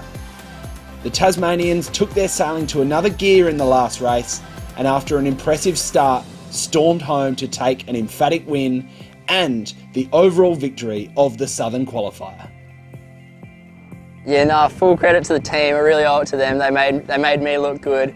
Like Charlie, Alice and Chloe, amazing at their jobs. Yeah, that's true, we almost did get knocked out, but what can you say? Like we're just mousing it along, hiding our real speed. Like, you know how it is, Dennis Conner type stuff.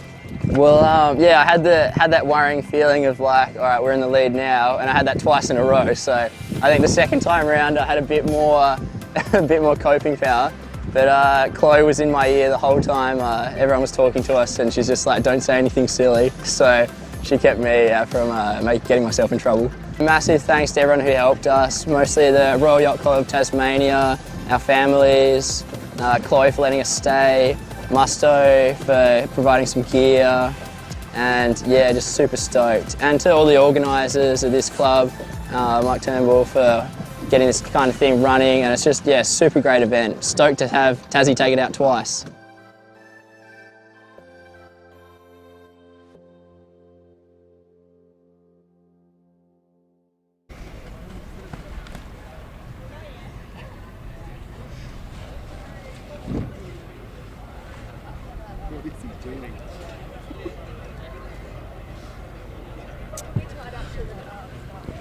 Hello and welcome.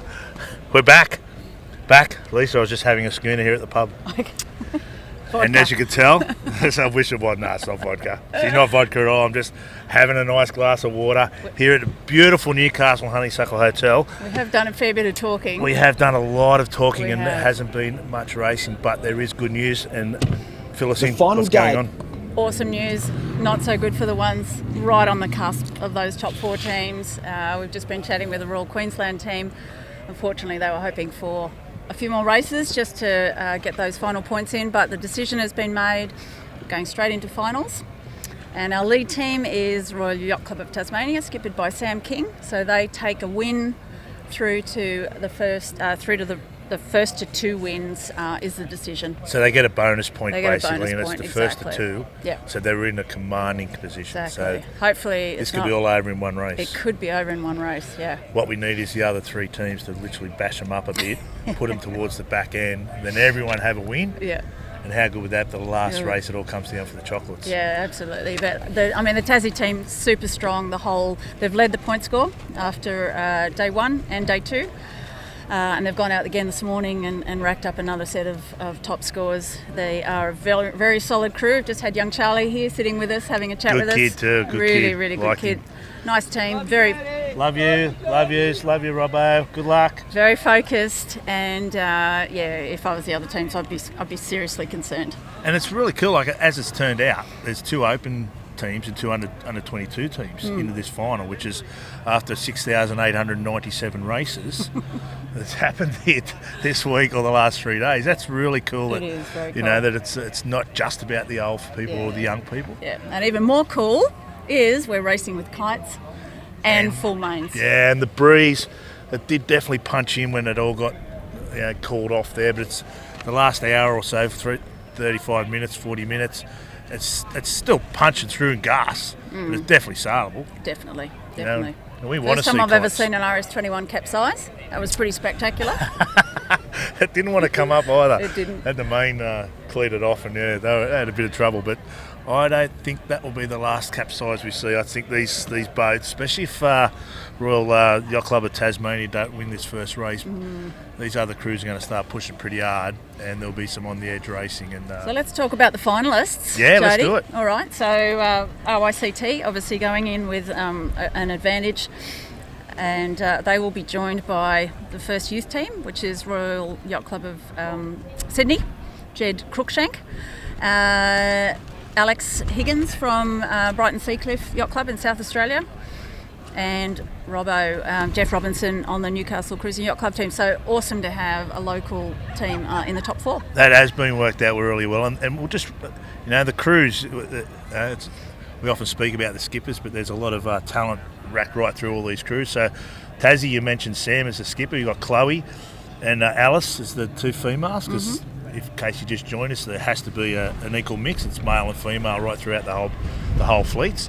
And you've also got an under 22 and an open. So there's a lot of little divisions we can go in here. And we've got Charlie up the front on the Tassie boat. So that's a really strong team. Obviously they're winning and they have a big advantage. Who's in the Royal Sydney Yacht Squadron team? What have we got? So we've got Jed on the helm. We've got Aidan. We've got Brooke and Emily. Nice, and they're another little strong. Everyone's strong. Everyone's strong. We're in the final, so of course we're going to have strong teams. Newcastle Cruising Yacht Club, which is that I must admit that this team literally was just thrown together in the last very short period, and being the host club, they got an entry in, and it's led by that man himself, Jeffrey Robinson. Robbo, as he's affectionately known throughout the sailing community, especially around here at home. Mick Babbage, local sailmaker, Mick's a 505 guy, so is Robbo. Mick's won a couple of nationals and state titles in the 5A, so he's very experienced. The young lady who comes from a very well-known sailing family, Hayley Attridge, I think. Her brother's really famous in the sailing industry, Bo. He does a lot of good videos. And there's another Pelican, I'm not sure, he doesn't do a real lot in the family, but brother Nathan. He's the weak link, he used to do a little bit, but he's getting, his hair's falling out and he's not doing a real lot lately. A lot of commentary. He's still in our gigs. Hey, just get back on the stick, Nathan. Let us have a crack.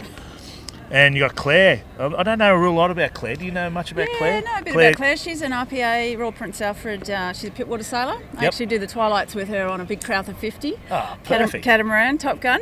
I know she's very high up. She's won the Australian Women's Match Racing Championship as a skipper. So she's no slouch. No, she's no slouch. And she's been doing a fair bit of TP52 racing as well. Geez, I'm embarrassed I don't know about her now. Should have done a little bit more research instead of worrying about how many grains of sand are in a kilo.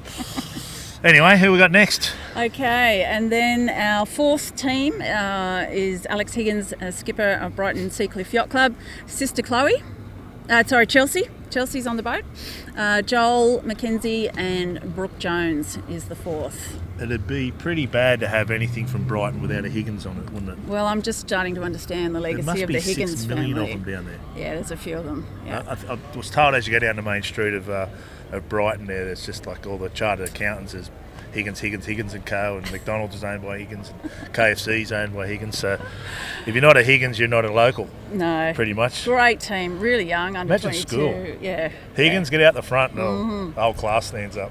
So they were the big mover on day 2. They really came out of nowhere. Alex, he's a cool dude. He's the mop top. He's the mop top. He's the mop top. He's running a cool rig, that's for sure. He is.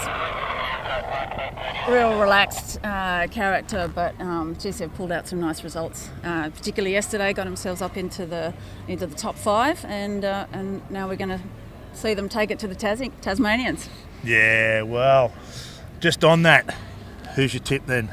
Oh man, Sam. You've been here all week. Yeah, look, I'm super impressed with the Tassie team. I have to say, they've led the point score each day, and they're solid. The crew work is exceptional.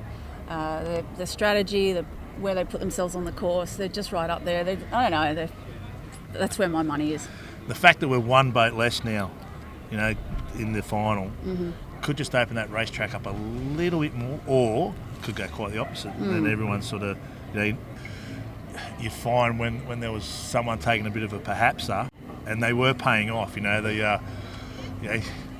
not going to catch and follow them, so boats are coming over here to the left and getting a beauty and getting back in the mix. Do you expect that going to happen, or do you expect that it'll just be wham bam slap, everyone just on top of each other the whole way? Yeah, the fleet have pretty much, you've been getting, in those 5 boat rounds, you've been getting 2 go one side and 3 go the other. The tide's changing at 2, it's low tide at 2 o'clock. And people who have been last through the gate have ended up coming first by the top gate. Still got our table blown away. We did. It's just, so that's, sorry, you're saying. Yeah, so you're never safe out there. You might think you're in the lead, and all of a sudden somebody's out in a flyer, and they're meeting you on the finish line and snuck out in front of you. And just in this last 5 minutes, the breeze has just clocked a little bit, probably 10 degrees to the left. It was coming out of the yacht club before. Now it's coming out of the high rise just a bit more to the left, and clouds coming across. And it just piped in this last couple of minutes. It has. So at the moment we're going with full mains and kites. They finished off the qualifying series with no kites, but full mains. So Mark Turnbull, he's gone big and bold for the finals. Guts or gravy. Might as well go for it. He's got plenty of time the next few weeks to fix the boat. Hang the insurance. We're going to put on a show. And I think they're going to definitely run with the windward starts. I can't imagine them running with the leeward starts. Just explain, if people have only just joined in, that format, how flexible it is. Yeah, so it's been fantastic that we've had media boats on the radio. We've had upwind starts, we've had downwind starts. We've just got a simple sausage course. It's a 2-lapper. And I did write it down this morning. I think we're starting upwind, and then we're going into 2 downwinds. Oh, they are definitely going to give it 2 downwind starts? Well, that was as of this morning. That was before the breeze cranked in. We'll see what they do, and then if we do go to a 4th, it'll be another upwind. And with the downwinds, there's a special rule in there on the downwind starts? Yeah, you've got to keep everything in until you've crossed the line. So, poles, spritz, and no hoisting the kite until you're well clear of the start. No activity at all. No. Can't even pull a bowsprit out. I think one of the teams got caught. You were saying before that they went across the line, had their bowsprit out, and the judge, pretty eagle-eyed judges out there, on-water judges, which is part of the format too. Came out. Yep. The red handkerchief and the whistles, and they've got a gate top bottom, so there's plenty of opportunities, and you don't have to follow the leader in this racetrack. That's pretty good. It is. And the honeysuckle, we're sort of right on that lunchtime crowd. It's a Sunday afternoon here in Newcastle, and the weather's sublime, so we'll have a good crowd there. We'll have the teams that didn't make the final heckling. I hope so. Their time has come. Their time has come. They've been out on the racetrack pointing fingers at them and going whatnot. So if they are watching those crews, if they're watching on Facebook, just remember to share it out to all your friends. This doesn't cost you anything. There's a little button on the bottom right hand side. You just press share, and it goes out to your feed, and then all your friends can watch it, and then they can share it out, and then we can show how cool stadium racing is. Hopefully, we're talking this up. This better be good. This better be good. Based on the last couple of days, we're in for a thriller. Yeah, I'm with you. I think it's going to be... especially those downwind runs. Super exciting, and we'll know soon. That's the actual boat numbers, all right. So we'll go... is that boat allocation bows as well, or that's the placing. So that's the bow. That's the bow number they get. That is bow number. So we'll just run through that. So the Royal Yacht Club of Tassie will be on boat number 1. The Royal Sydney Yacht Squadron will be on boat number 2. Alex and Higgins and Co will be on boat number 3. Yep. And Newcastle. Lord 505 sailor himself, Newcastle Cruising Yacht Club, Jeffrey Robinson will be on bow number 4. So they're all colour coded. So the colour codes are, just give you that as well. The yellow is number 1, 2 is blue, 3 is red, and the 4th is a grey. So they've got like a little bit on the top of their main, which is colour-coded to their bow and their bow numbers. And the grey boat is just a grey sail. So the other sails have had, when you're watching it on the TV, you'll see what we mean with all the numbers. So, yeah, that's basically the format. What's your experience been like up here for this week? It's been it feels like a lot longer than two and a half days. Just getting 24 races in a day is a season, isn't it? It's an enormous load on. And the competitors get to come ashore and and have a bit of water and have some time in the shade and have some food. The race committee and the umpires are out there from sort of 9:30 in the morning until 5:36 in the evening. Tough day. So we've got to thank them. We've got to thank all the organisers. We've got to thank all the volunteers. Definitely the sponsors. Definitely. We talked about them before, but you can't pump their tyres enough. There's heaps of sponsors that are help us out here. Newcastle City Council jumped on board. The Honeysuckle Hotel have been great to let us get in here. We've got Fort Knox over here, who have got some signage on some of the boats. So it's been awesome. It has, and of course, to Mark and Howard for coming up with the concept. It's an international concept. It's been happening over in Europe for some time, and they've brought it to Australia, and they've really made a go of it. Yeah, and that's what we want to do. We're just waiting. The boats look like they're just starting to set up now down the bottom there. Hopefully the crews will be all on. They've all exited. They just go down about maybe K down the jetty here, not even 500 metres, jump on their boats, they'll be out, and we're still looking at a 2 o'clock start, is that right? 1:30 for a 2 o'clock start, so what are we looking at now? That's the plan. Time-wise? We've got a little sandstorm happening over here, maybe you could count the grains as they're flying. Oh yeah, look at that, we've got a bit of a dust storm, so don't forget, share the Facebook page out there. If you're watching it on Facebook, just press the share button. We want as many people to be able to see this racing as possible. The more racing we can see, the better off will be for everyone involved. Look at that gust of wind over there at the grain store. I just nearly lost my paperwork, which would have been horrendous. Just hold for a sec. I did hear on must have been the first day, we had a celiac amongst the competitors, and this was causing a problem over here with the grain flowing. It's not something you'd normally take into account when you come to a sailing regatta, but Newcastle's a bit different to anywhere else in Australia. You could pick that a mile away because they're the people that don't tack over on that northern side. Yeah. She's calling shots, so she's always over here at the pub. Speaking of Newcastle, we've got a little bit more time. A couple more fun facts. Okay, hit me. We've had a lot of filling to do, so your ex-job was editor of the Afloat magazine. Correct? Yeah, well, I filled in for Kevin Green while he took a trip overseas. He thought it was only going to be for a few months. He got caught up in the COVID storm, and he was stuck in Nicaragua for quite some time. So I ended up doing 8 editions, which I really enjoyed. All right, so 8 editions as editor. So that should mean that you know pretty much everything about what's going on in the maritime world in Australia, right? So I'm going to throw in something. I'm going to make it easy. This is New South Wales. How many boats are registered in New South Wales? Vessels, not just yachts, vessels. Vessels. Oh, I'm just going to take a stab. It's not something I came across in my time as You're an editor of the Float magazine. I'm surprised you've never done the story on this. All right, let's have a crack. Let's say 40,000. Do you want to have another go? Higher or lower? Higher. I'm going to play Eddie. What's his name? All right. Let's go. I'll give you 2 more cracks. Okay, we'll go 80,000. Nowhere near. Not even on the same page, I don't think. All right, I'm going big this time. I'm going 300. You're close. 236,000 registered vessels in New South Wales. Okay. Righto. How many in Australia then? I'll give you there's 1 million. 1 million. Roughly. Okay. Roughly. 30,000 each new year. Each year there's 30,000 new boats. What about that? And the good thing about COVID is that people have had more money to spend, and they're looking at buying domestic. Local. They're buying local. Yep. Yeah, the number of new boats that were on Pittwater over the Chrissy break.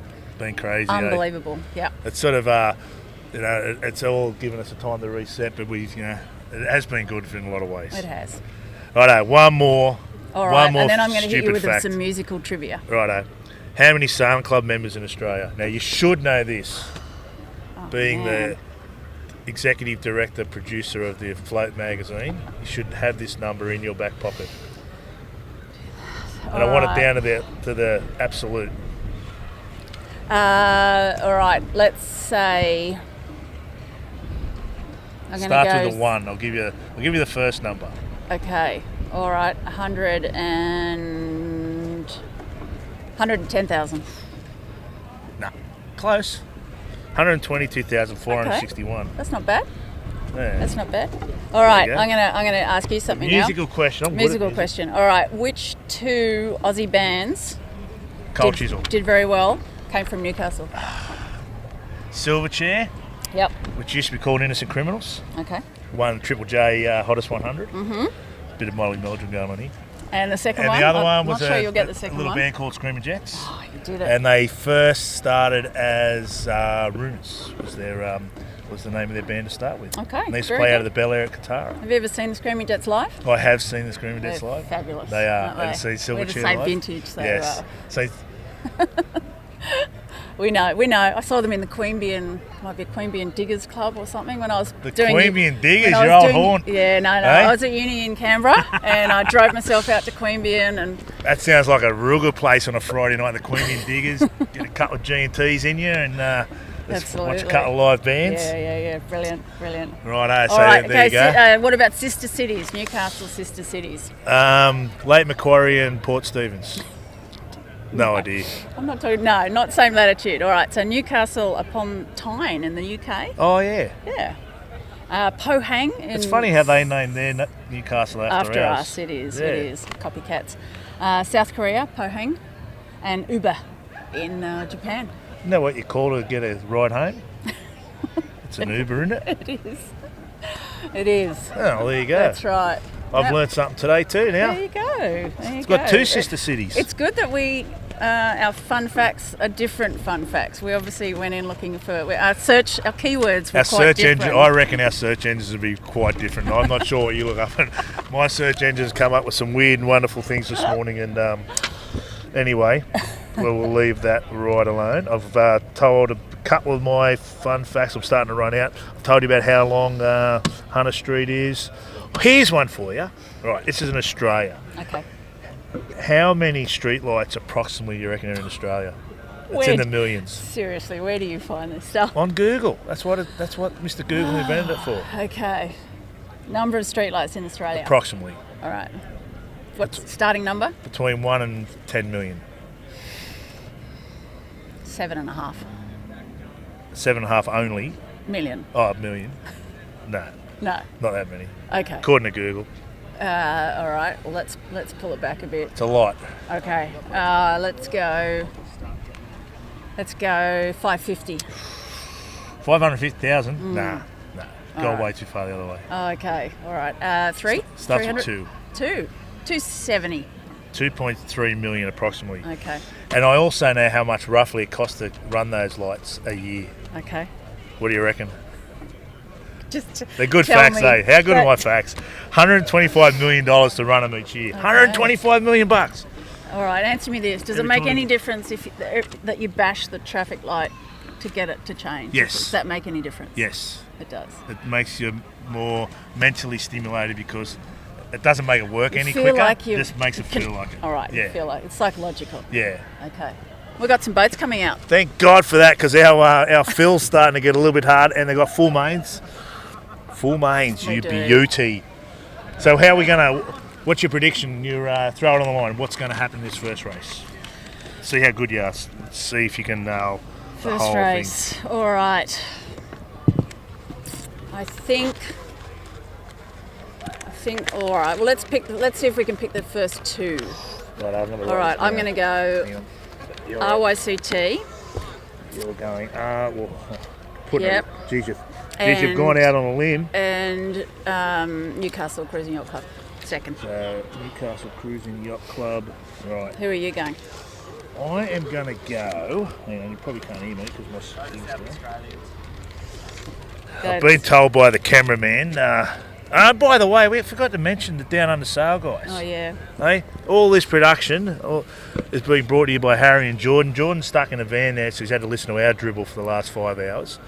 Harry's probably on the asleep. camera. Is he still talking or is he asleep? We've got Tilly, the beautiful Tilly, up the other end on one of the other cameras, and the Down Under Sail guys have put this production together. Done a brilliant job. Awesome. Not only that, they're also doing all the social media. Yep, so shout out to them guys. Great package. So that's just giving me a bit more thinking time then. That was because I've got no All right. clue, Oh, yes, yes. Yeah, you see, you nearly okay, give me your washed teams. you off. Come on. I'm going to go with the locals. I can't go past the Newcastle Cruise and Yacht Club. Okay. I think Robbo and Mick and Hayley and Claire are going to pull one out. Robbo had a bit of a shocker this morning, so I think he's primed for it. And I think the Brighton Seacliff. So we're going to go completely side. Okay, all right. Righto, so I'm going Well, Newcastle. I kind of hope that Royal Yacht Club don't win the first one, Yeah, because otherwise correct. we're done. Done. We're at the done. bar. Yep. And it's only early, so we don't want to go too... Just joined us, being the qualifying point score leader. Those guys take a win into the final, so they're already one up, and then they only need one more, and they take the big trophy home. Take the and chockies. That's it, and the chance to go international at the final of the Sailing Champions League. So they'll be facing the Europeans. Of course, last time Australia did that, we came away with the big win in our first year. That would have been a bit of surprise for the Europeans. I guess they probably thought they had the whole thing pretty much wrapped up, given they'd been at it for a few years, and this was our first go. But Chapo and the Royal Sydney Yacht Squadron did a brilliant job at St Moritz, and now we're lining up again. It's been a funny season. The events, Mark Turnbull's done a great job of getting as many events away as he can, and now here we are in beautiful Newcastle. Thanks to the City of Newcastle for their support, and we've got a full house at the Honeysuckle Hotel. And lots of hamburgers. I can smell it as waft. We're Are downwind. you hungry? I'm starving. We were downwind. We've been sitting here for 2 hours on We have. downwind of one of the best restaurants in Newcastle. Yes. And people are enjoying their burgers and their beers, and we're stuck here drinking water. But anyway, we're here to do a job, and that job is going to come up very, very soon. It'll be these 4 boats. Once again, it'll be the Royal Yacht Club of Tasmania, the Royal Sydney Yacht Squadron, Newcastle Cruise and Yacht Club, and Brighton and Seacliff Yacht Club, all duking it out to become the numero uno in the Asian Pacific Championships. And that's in 2. So we've got Open and Youth. So we're up. There's 2 trophies up for grabs. It shows with Chapo and that going out and winning it. Geez, Australia's got some talent. Yeah, absolutely. It's such a shame we don't represent bigger on the world stages in, getting teams involved in the America's Cup and all this sort of stuff. It's just, we need to find a well-funded sailing lover out there, and I'll tell you what, Australia could do some damage out there. Absolutely. Anyway, we're scattered amongst most other fleets. Sail GP's going on. We got all this cruising racing that, everything happens. There's always an Australian on. There's an Australian on the boat that just won the America's Cup with Glenn Ashby. Yep. So we are everywhere. It's just a shame we're not under that one umbrella. But that's my rant for the day.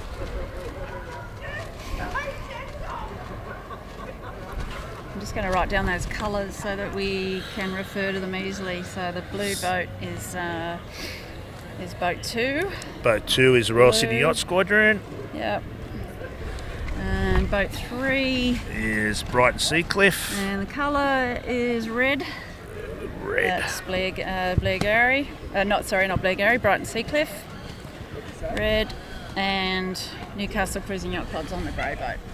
Great. Oh, that breeze is Just kicking again, eh? just kicked up a little again. You beauty. Can confirm that the red boat is coming out. So we're just getting the last boat coming off the dock now. The mains are up. There's 2 boats fully rigged. Looks like the grey boat, which is Newcastle Cruise and Yacht Club, the Robbo and Co. They've got their main. Listen to that main flag, and there's still some in this breeze. It's just kicked again another 5 or so knots, and these bullets out the front of the club here, they got some in it. It's actually cold. Like yesterday, we're getting sunburned. It is cool. It is cool. So the tide is due to change in the next couple of minutes. So on the way out. Low tide. So that's low tide now. So we're going to have wind against tide.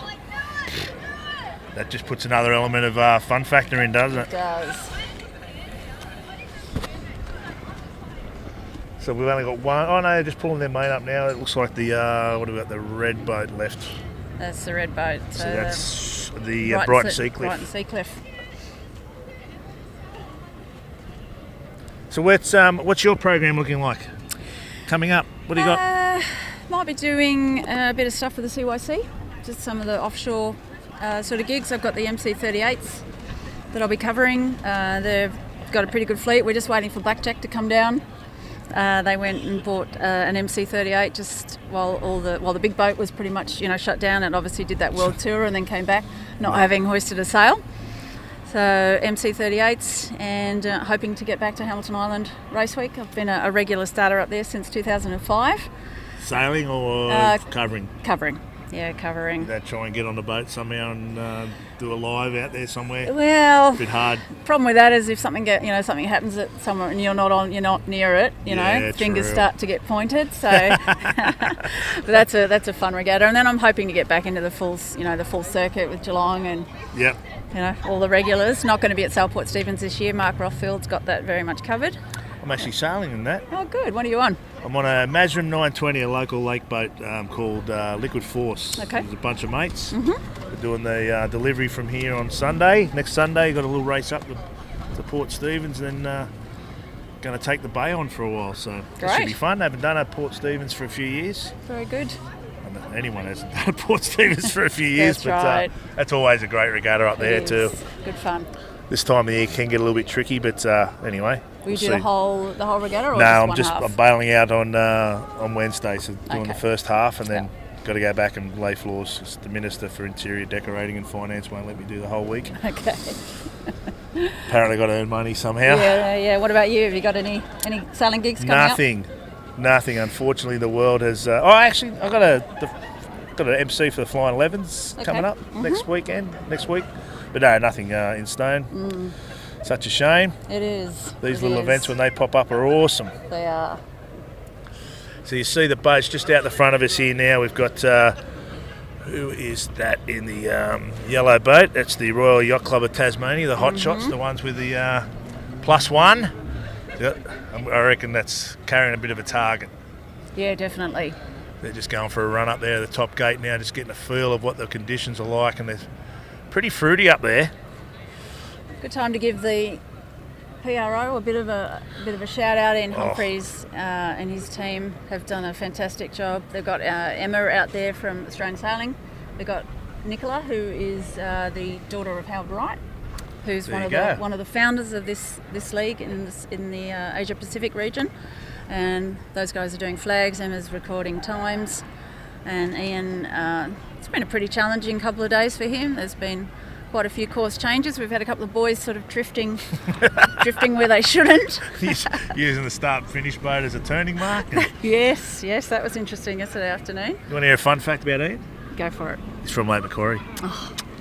Oh, all the good people are. I'm learning. All the good people are from Lake Macquarie. He was actually in my high school, Mr. Humphreys. Yes, he went a few years above me, but I used to terrorise him in high school. Okay, so there's a nice kite run there from the Tassies. Oh no, have a good look at that. Having a These shakeout. boats just lighten up, so don't they? They get nice and deep. And if you only just joined us, and thank you for that. Don't forget to share and like and tell all your friends about it. You'll see the Spinnaker aren't at full hoist, so you'll probably sit at home going, these are the best sailors in the world, why aren't they pulling the sails right up? It's because we had a breakage on one of the boats, the little saddle that comes into the top of the mast, it pulls the kite into a certain point, broke off one of the boats, so they had to put a stopper knot. Here's our Royal Sydney Yacht Squadron youth team. Have a go at that for a ride. Yeah, fun. It's going to be This some is going to be pretty exciting, ladies and gentlemen, so buckle up. This could be anything. This breeze has kicked in right on cue. The organisers have committed to a full rig, full main, full jib, and at this stage, a kite. Fingers crossed they keep the kite on. So I think that'll really show some great action. And how good is it? Right in front, parallel to the yacht club here. They're starting over to our right, obviously, where the start-finish boat is. They go up to the top gate, choose either side of that gate they can go to in and around, back down to the bottom gate, back up the top, and they'll finish downwind. And the first boat to do that and score 2 points is our overall champion. So we've got one of the umpires just flying past here. We've got Steve Hatch, and I'm just looking out on the other rib, and it actually looks like Erica and Damien are on the same rib as umpire too. So the three of them have been doing a rotation just to give themselves a bit of a break. It's a long day on the water. I tell you what, there is some breeze out there. Look at that blue boat. That's the boat from Royal Sydney Yacht Squadron. Yeah. They got plenty on. They nearly tipped over just in one little puff. Remember, they can't hike. There's no hiking straps. So they're about to absolutely get trashed again by a big gust. Oh yeah, it's really just kicked up again there. I think what they'll, these skippers and crews will be doing is be looking over that northern side. There's a bit of flat water there and a bit of relief. So they might be thinking, right, how far in and close can we get to those silos before it becomes too tricky? Because over here on this honeysuckle side of the course, it's pretty gnarly. And there's a big jetty you can hit. There is.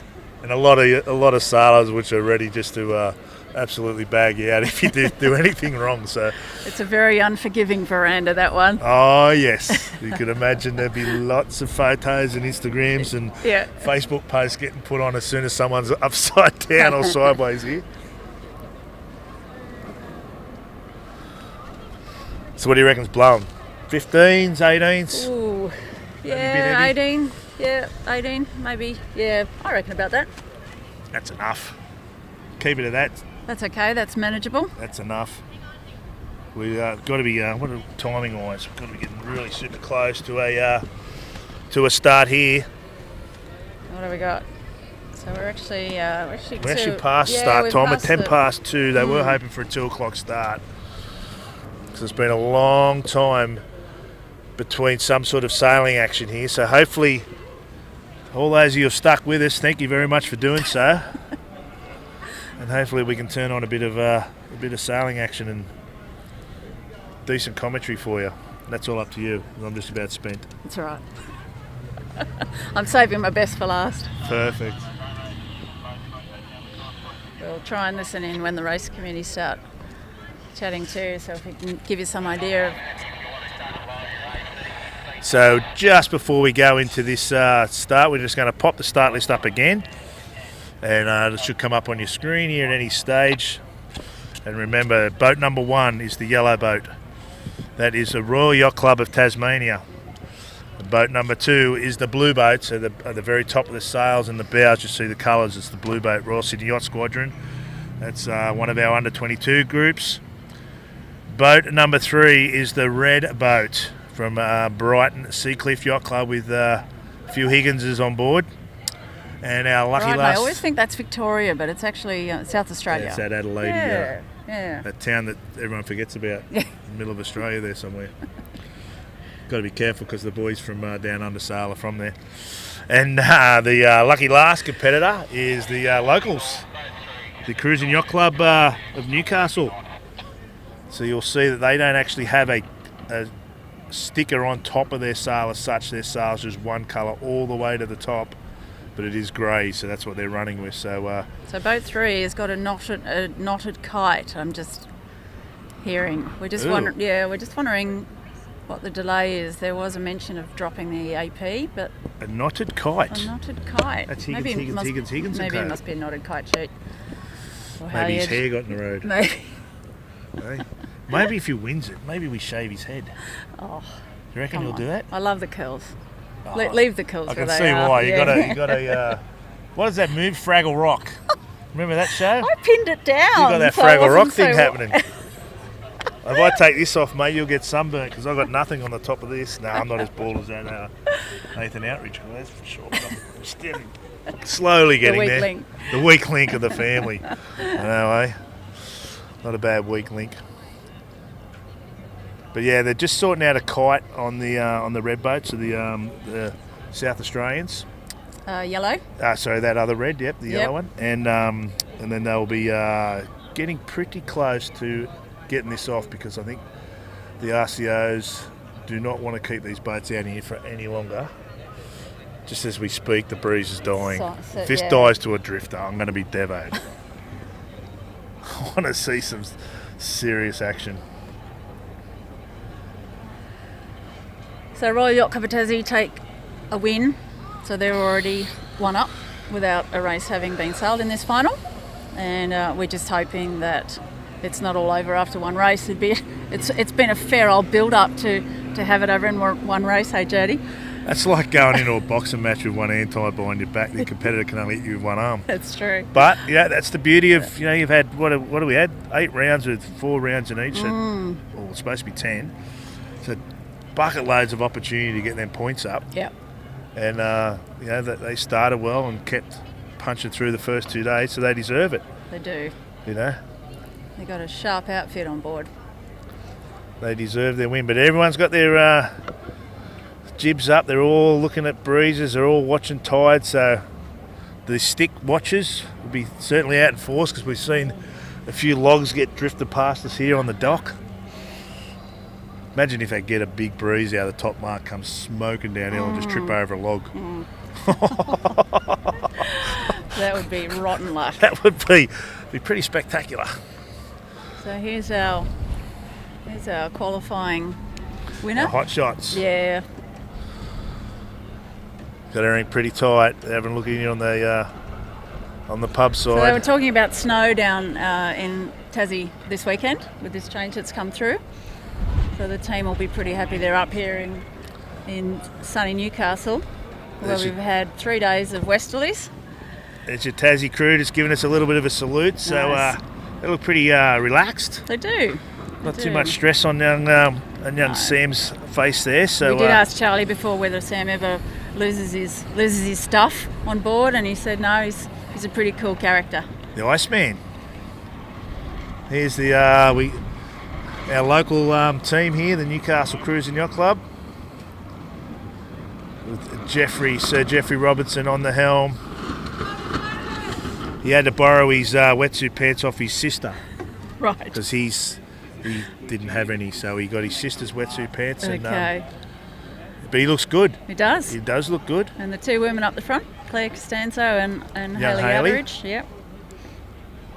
Fresh from, she's obviously done the NACRA 17s with a bimbo brother there, and they were second in the worlds and done very close to qualifying for the Olympics. But so Hayley she works under pressure quite well. You imagine coming downhill in a NACRA 17 with a kite up, foiling, and having to get rid of that thing. So yeah, good job by Robbo to stick her up the front, I think.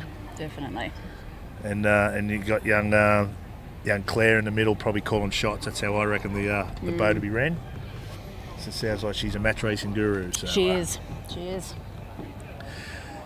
Although it's a match race within a match race, really, and it's a bit of a fleet. I just hope that these racing. Other 3 boats just jump all over that yellow boat and slow it up. Yeah. Keep it alive. A lot of effort, a lot of time wasting to go into one race. We want at least 2. 2 would be great for the finals. And when's the final? When's the overseas? Can you remember when that is? The actual. It's normally around August. Okay, so mid their season over there. Yeah, but I guess it'll be dependent on what the situation is. In Europe, they're still in a world of pain over there. We're enjoying our freedoms now. We did the hard yards early on, so all right. We've just heard the magic words. AP down. Here we go. All right. Here we go. Time for the stupid facts, the chitter chatter, and the fill is nearly over. And we can bring you some actual racing. So if you're watching it out there, hit the share button. Get as many people as you can to share this final of the Sailing Championships League Asian Pacific. And we got the radio on, so we can always throw to Ian when the time comes. We can rest our voices. So we got a 2 of the 3 boats are down at the start box. 1 is the red boat. 20 seconds to AP down. That was Ian Humphreys, who just heard on the radio there. Brilliant.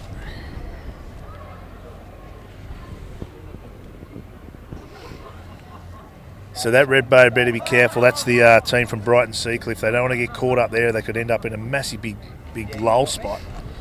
And it's only a 3-2-1 start sequence, so AP down. And there it goes, right on cue. AP is down. So here we go, ladies and gentlemen. We are about to see some actual yachting. Lisa, I know. it's finally arrived. Let's get excited. I can't believe it. We've been blathering on for feels like hours. I should have brought my 101 dad jokes. No. You'd be sitting here on your own if that was the case. Oh, Jesus. All right. Fantastic. All right, so our top 4 teams. We've got Royal Yacht Club of Tasmania on the yellow boat. We've got Royal Sydney Yacht Squadron on the blue boat. We've got Brighton Seacliff Yacht Club on the red boat. And we've got the locals Newcastle Cruising Yacht Club on the grey boat. Coming into the 3-minute. Tell you what, the yellow boat there of the Royal Yacht Club of Tasmania, they're really low in the box. They're staying away from everybody. And the red fleet. There we go. 3 minutes to go. The red crew of Brighton Seacliff, they've had to carry a kite to get back down. So you know, I'll be super nervous being anywhere away from this. It's so gusty and it just shuts down in 2 seconds, or it blows a gale. So good pressure though. It's steadied. It's steadied here, just off the honeysuckle. There's about 60-degree wind shifts. Yeah, but not those nasty bullets. And 20 knots of bullets here and there. So here we go. Here we go. Royal Sydney Yacht Squadron way above the top end of the line here. You got the Tasmanians still hanging out really, really low. The Brighton team have gone to join up with Newcastle. So they've decided they'll have a little bit of a play together. But the Tassie guys, our current leaders, got the yellow top. They've got 1 bonus point. So all they have to do is win this race and they've won the whole title. They do. And they're pretty smart by staying away from everyone there. Super smart. Be interesting to see whether the other teams try to attack them, single them out. You'd be trying to push something in or just get them to do some spins. Otherwise it's game over. And you've got the Royal Sydney Yacht Squadron now starting to chase. You've got Newcastle Yacht Club starting to chase them. Everyone's decided to come in on the party. Newcastle Cruising Yacht Club, the first one to turn up. The Brighton team trying to get a hook up underneath the Newcastle Cruising Yacht Club. Remember, they've got to come through here. The 2 yellow boys are the start-finish lines. So they're setting themselves up here. They're pretty low. Royal Yacht Club of Tasmania, pretty low. This breeze is so shifty, they might be, could get caught out here. There he goes, he tacks back in. 3, 2, 1, now. 1 minute to go. 1 minute to go. 1 minute to race start. I'm glad he put that back in the bank, because otherwise he could have slid down. Remember, the tide's starting to change too, so you need to take that into consideration.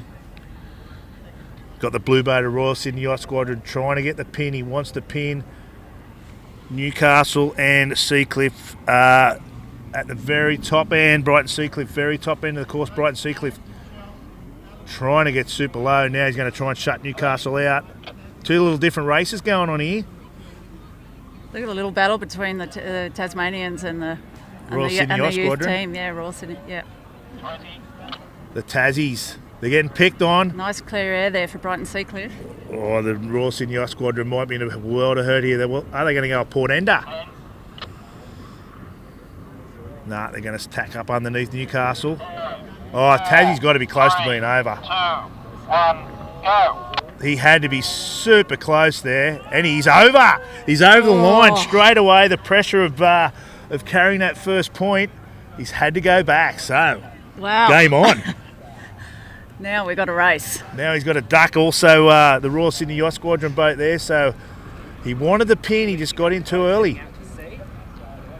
Newcastle Cruising Yacht Club with an absolute gale. Big round up there by Robbo. He needs to get sorted out on that main. And we've got the red boat here of Brighton Seacliff with Higgins and a few others on board. And Sons. They look pretty good there. What do you reckon about that start, really Lisa? Good. Yep, absolutely. I know. just to throw another spanner in the works. Yes. we've got a lunch cruise coming through the start, through the course. So if you thought there wasn't enough obstacles with sticks and yachts and marinas to contend with, you've got to... Wow, look at the Brighton team. Yeah, good start by them. Brilliant. So at this stage, we've got Brighton in the lead. Sorry, we've got Newcastle Yacht Club possibly in second. The Royal Sydney Yacht Squadron in the blue, closest to camera here, right against the marina. They're looking in good shape too. And now you've got our current leaders, or our number one ranked team of Royal Yacht Club of Tasmania, coming into last place, trying to get back over to this left-hand side. Means nothing though, as we've seen. You know, This is a really particular course here. There's lots of opportunities. So we will... Look at that, you've got two boats heading in the same direction, about 30 degrees apart. Yeah. Our red competitors of Brighton Seacliff just tacking to the top gate. He's coming into a big gust too. Has he undershot it? He looks pretty tight from here. He looks like he's going to shoot to that left-hand top gate. And if he's made that, he's going to have a nice, handy lead. He's had to luff and tack. Yeah. Which side would you go here, Lisa? I'd be going honeysuckle side. I think the honeysuckle side's the go. Yeah. The big bullets are coming down here. And there you have it. Our leader of race number one in the finals, Brighton and Seacliff Yacht Club, with a couple of Higgins on board, and Joel McKenzie and Brooke Jones leading the race, kite up and full.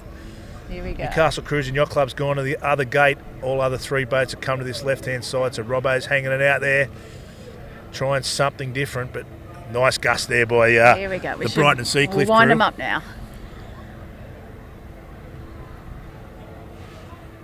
So they definitely look like they're making a better VMG into this bottom mark, don't they? Definitely, yes. Newcastle Cruising Yacht Club went for it perhaps, and I don't think at this stage it's going to pay off out there. Although they just get one big gust. This whole crew, this whole group of guys over here, the boats, sorry, guys and girls, have to do a job now. Newcastle Cruising Yacht Club on that gust, we thought. Oh, yes. And bring themselves back into the picture. So has he weaved his magic? The local. Alex heading over to meet up. Has he pulled one out? He's certainly got one spot there by the yellow boat, which is the Tassies. The Tassies. Look at that. They're fighting their way back in.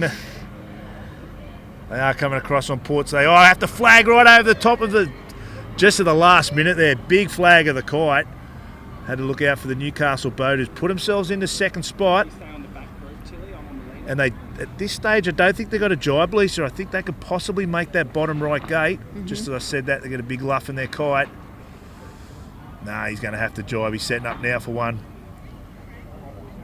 And the red boat led at the top and leading at the bottom. Pretty conservative little run there by Brighton. Yeah, they're doing really well.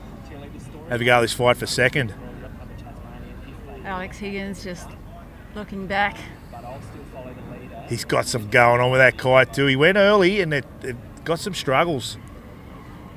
The blue boat there, Royal Sydney Yacht Squadron, a lot cleaner around the mark. He's had to bail out, but he couldn't go with him on the left-hand side. He's had to take the right. That's the beauty of having a gate. Robbo trying to sneak that Newcastle Cruising Yacht Club boat on the inside. Will he be able to live there? Look at the lead now on the Brighton Seacliff. They're killing it, eh? Just nice and clean. Brilliant. Nice and clean racing. I think second's going to be an interesting one. Royal Sydney Yacht Squadron went to the right-hand gate. Only went for about 50 metres and tacked, and they're about to get a nice big lift here, I think. A little special one coming in off the pub here, where we're all sitting, and all the other sailors who didn't make this final are sitting and watching it all unfold. We've got a full veranda here. Stadium racing. Not just sailors, we've also got the lunchtime crowd and even the staff at the Honeysuckle Hotel. They're all looking out. They're all saying, what's this all about? Looks pretty cool. They've come on board in the last couple of days and met the teams, and now they're following the action of the finals. Real close port starboard here between Royal Yacht Club of Tassie and Royal Sydney Yacht Squadron. Just had to try and lead bow, and it has. Good job. Look at the Tasmanians got themselves back into second. They got some wheels, that thing, hasn't it? The Tassie's got pushed to the right. Now the leaders, the Brighton and Seacliff. Alex is covering Tassie. Yeah, it's smart. Yep. He knows if he beats him, Yep. if he stays in front of him, they're still alive. Exactly. If that yellow boat gets through and wins the race, it is game over because they're carrying 1 point into the final, courtesy of being the overall winner in the in all the round robins. Mm-hmm. But they are fast. They've got another Port Starboard coming back here. Royal Sydney Yacht Squadron and Tassie cannot pull themselves apart. Another lee bow there by a squadron. It's forced the Tassie boys and girls back over to that right-hand side. Meanwhile, Newcastle have come way to the left on their Pat Malone, and they look like they've got a nice left-hander. They've got heaps of main east. And will this get them right back into the race? I think it has. I think it definitely has.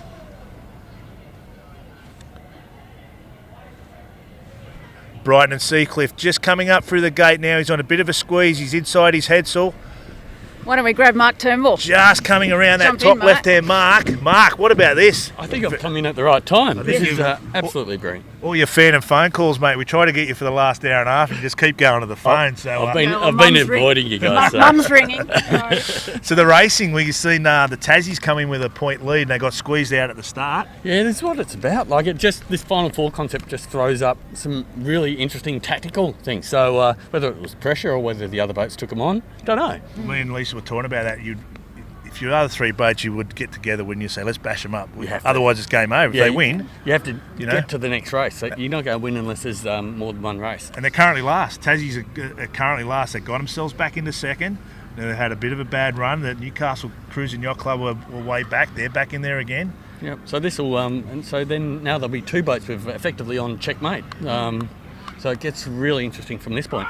And who claimed the Royal Yacht Club at Tassie? No one. We had a bit of a bit of a Nostradamus thing before. I'll go for Tassie then. Right. In fact, I was born in Tassie, so first 10 years of my life, Tasmania. So shout out to Port Dalrymple Yacht Club, my first club. There you go. So you'll be definitely. Look at this. Maybe that means I shouldn't be going for a Royal Yacht Club of Tasmania though. I'm Put not the mock on them, you reckon?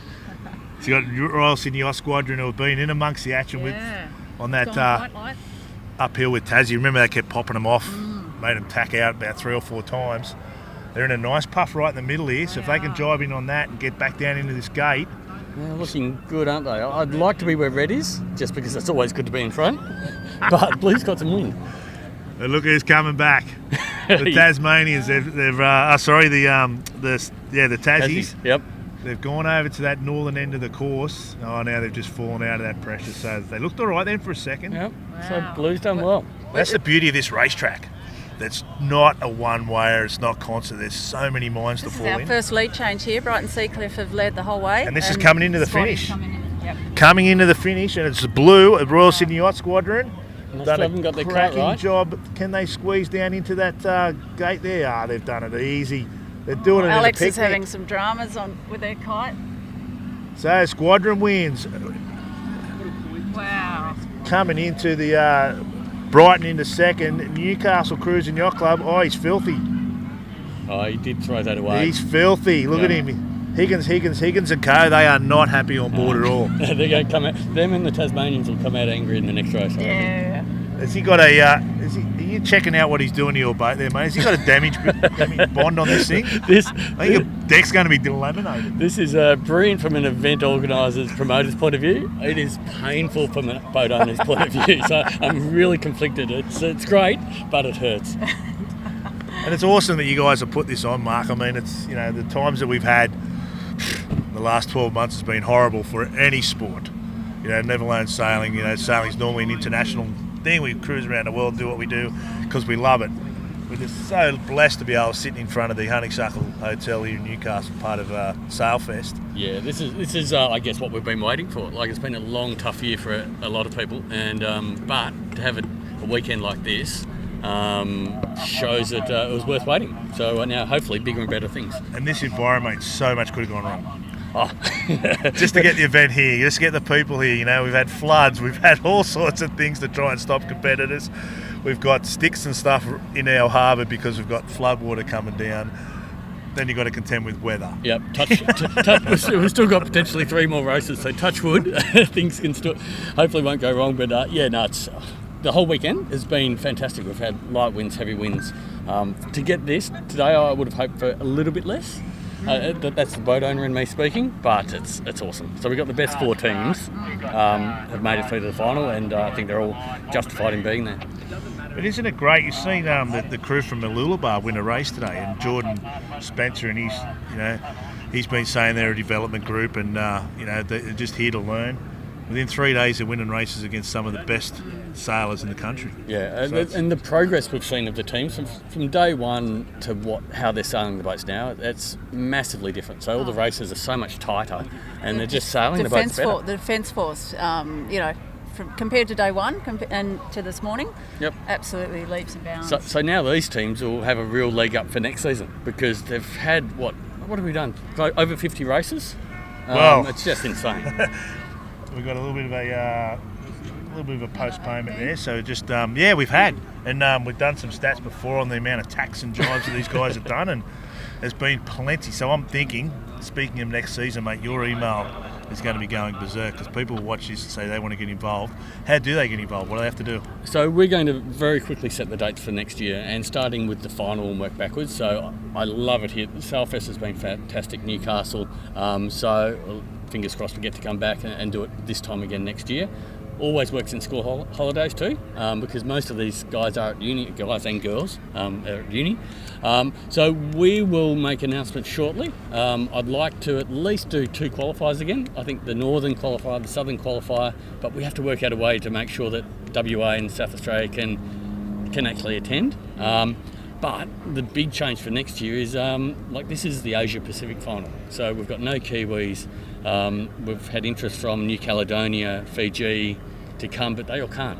So next year we want to have teams from China, Singapore, India, Pakistan, and then also all the Pacific. And I think the Kiwis will probably want to take us on and prove that they know how to sail too. So next year, bigger and better.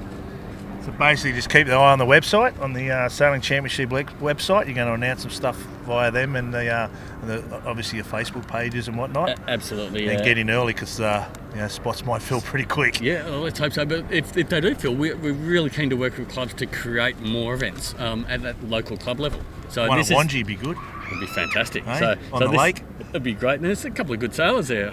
Couple of decent dudes come out of the Lake Macquarie region, mate. Yep, and this is all about the dinghy clubs being able to compete on a level playing field with the Royal clubs, the big clubs. Everyone turns up here at equal footing. Absolutely, and the format has gone from you can. Look at this gnarly one. Good Gus, that one. See dollars ragging out of that main just there. So, you said you've got a brand new set of kit. You hopefully don't have to pull it out. No. Hopefully we're pulling enough sails out and spares. How old are these boats? 2 years old. Yep. However, they've literally only done, what would it be? Two events in 2 years. So they've been stored up firstly at Woolwich Dock. So they helped us out last year when COVID struck. And then in a warehouse for most of last year. So really, they are brand new, even though they're 2 years old. We haven't heard many sailors come off and say, they're a handful or whatever. They're all frothing about the RS21. They're a good little boat. They've been really well thought out, and it's they are a cross between the dinghy, the 29er sailing, and keel boats. So it needs to be that introduction to keel boats. But to be honest, they probably sail more like skiffs and dinghies. Well, we've seen one with the spreader in the water. Yes. So that's a good thing, I reckon. If you can pop them over, and they self-right, as soon as you pop that main off, the thing came back up, so there's no dramas there. Yeah, so but it's another added element. Checking if there's any weed on the keel, I think they're doing. You can probably try and reverse back, but that's one way of doing it, I guess. That's one way of doing it. Righto, so we've made our call. Lisa went Royal Yacht Club at Tassie, and Newcastle Cruise and Yacht Club, so you had dun-dun. I did. I went Newcastle Cruise and Yacht Club and Brighton Sea Cliff, so no good. We're going to go again. Who's on who? Mark, you're you're on us first. Let me stick with. I want this to extend out. So who won that last race? Brighton Sea Cliff. I'm going to go for Newcastle, the home team. Oh, Newcastle Cruise and Yacht Club for Mark. Lisa, let's just go for the winners. Okay, all right. I am going with Brighton Sea Cliff. Brighton Sea Cliff. On a roll. Mm-hmm. Jody, I'm going to go for It's a big decision. It is, mate, because I can't go for Tassie because that means we're over. I'm going to go Newcastle. Okay. I'm sticking local, mate. Yep. Proud Novocastrian. It's like backing against New South Wales in the State of Origin. I just can't do it. So, Mark, the final this year, have you got details? Oh, yeah, so this is a part of the pathway to the Sailing Champions League World Final. So this series, this league concept is huge in Europe. There's 23 nations who have a national sailing league. So we're just starting out, but the rest of the world's been doing this for a long time. Mm-hmm. And the World Finals in Porto in Italy. So for both the male shabby? I might have to try, even though I probably won't be sailing in it, I obviously. think a recce is definitely on the cards. I think there must be some things over there I need to learn to bring to this event next year. Definitely. So that's in October. Okay. And the youth? The same, so it's effectively the week before. Okay. And then I believe the women's might be in September. It hasn't been announced yet. Okay. All right. So yeah, so from this event, effectively the top open, the top youth, and the top female team all qualify directly into those finals. Okay. Fantastic. Have you ever thought about putting an overweight half balding division in? Are you looking at me or? No, me, mate. Because I know I won't be able to stack it up with these guys, but I reckon. I know Jordan Reese wants a Masters division. I think there's definitely room for a Masters. Masters, actually, you're on. That's cool. Yeah. A bit less intensity. It's a bit more saleable too than overweight and balding. They're always once as good as they never was. Exactly. You know, so. We can all relive the glory days of how good we were, Mate, and that's the prove game. it on the water again. Masters is the game. Yep. They do it in lasers, why not do it in this? Yep. And the reality is, this is for the 18 to 35-year-olds and to keep them in clubs. But the reality is, part of me sort of goes, I'm doing this because I would like to be doing it. And I know all my mates would love to be doing this. So I really do think, yes, an 18-year-old could win this, but a 45-year-old can easily show these young guys how to do it. Absolutely. Might just have her somewhere on the boat and put a defib if it was on my boat, that's all. But apart from that, I reckon I could give it a decent bit of a crack. Good news is we're in sequence. We got the 3-minute flag up by the looks of it, so we're just about to rock and roll for the race number 2 here on the finals of the. This guy looks like he hasn't had a good weekend out, but that's a bit unfortunate. Yacht just cruising through with no mast. Yep, it's never a good sight. There we go. Getting close now. What we have is just stacking it up. We've got Newcastle Cruising Yacht Club way over to the left there in the grey. They are sticking on their own. And we've got 2 winners here now that could potentially win it the overall, because they're both sitting on 1 point. So we've got Royal Sydney Yacht Squadron with a point, and we've got the Tasmanians on a point. So we need to be mindful of that. If one of those 2 boats win, it is game over. Yeah, so what do the other teams do? Beat them. Yeah, they have to. They have to.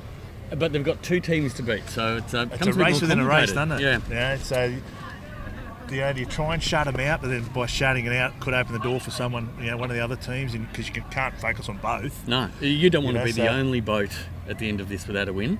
Yeah, that's pretty embarrassing. That would be bad. So there's, I think you just have to sail for the win yourself. Yeah, and then we've seen. There we go. We got 1 minute to go. Is that right? 1 minute to go. So everyone's stacking up. We've got Newcastle Cruising Yacht Club to the left. We have Royal Sydney Yacht Squadron, with the blue top just below them.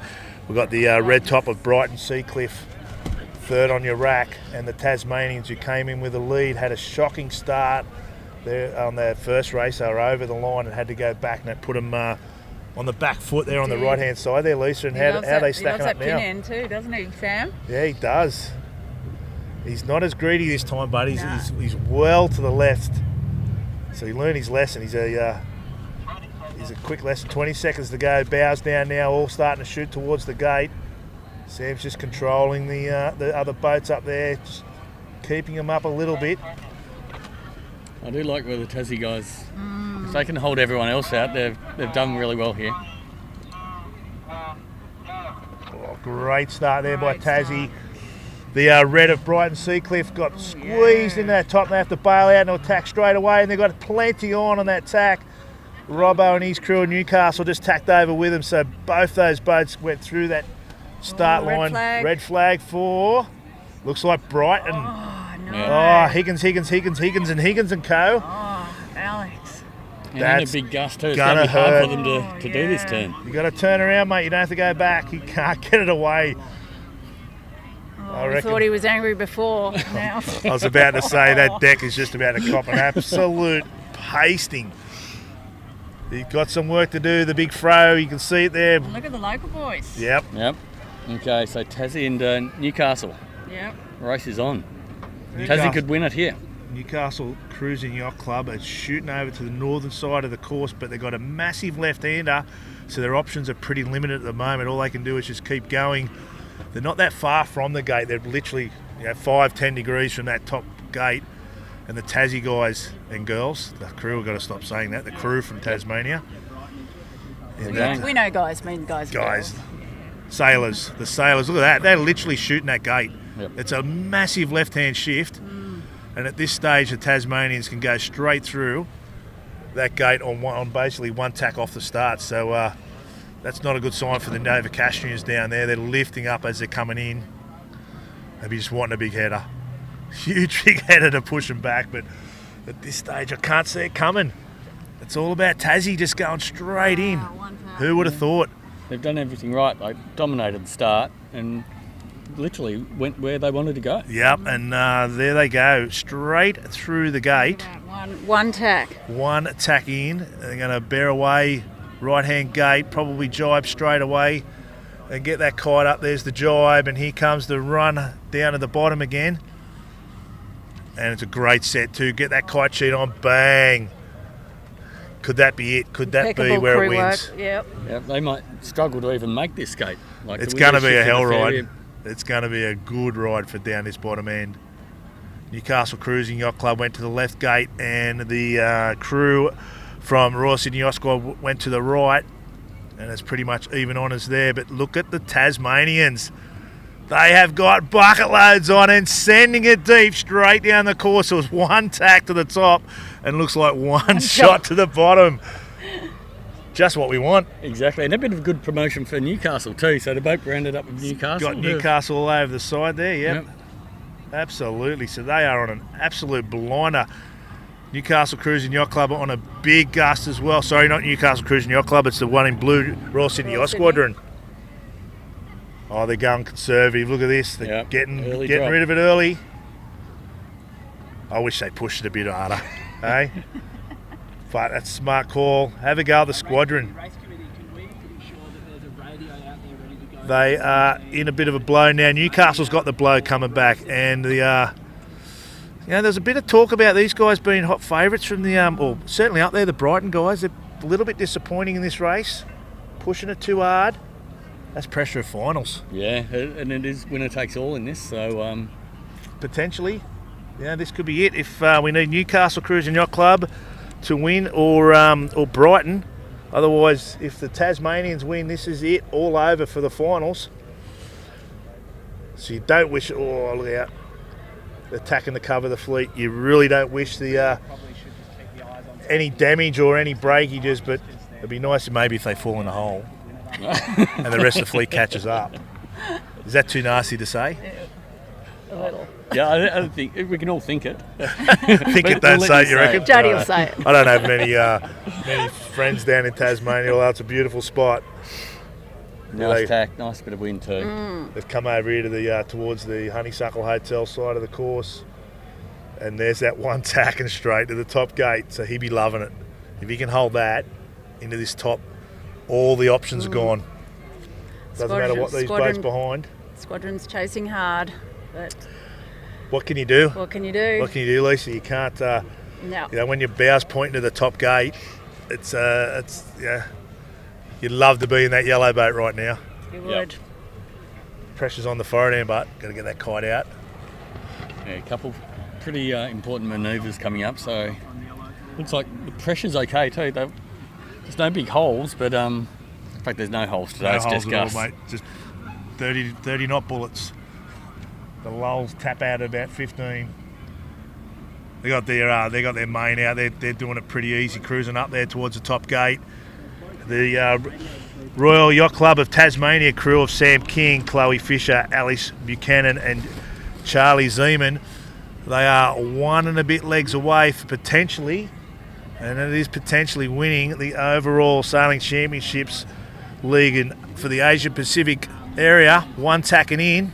Oh, they've had a double tack, Lee, so they like that right-hand side. Yep.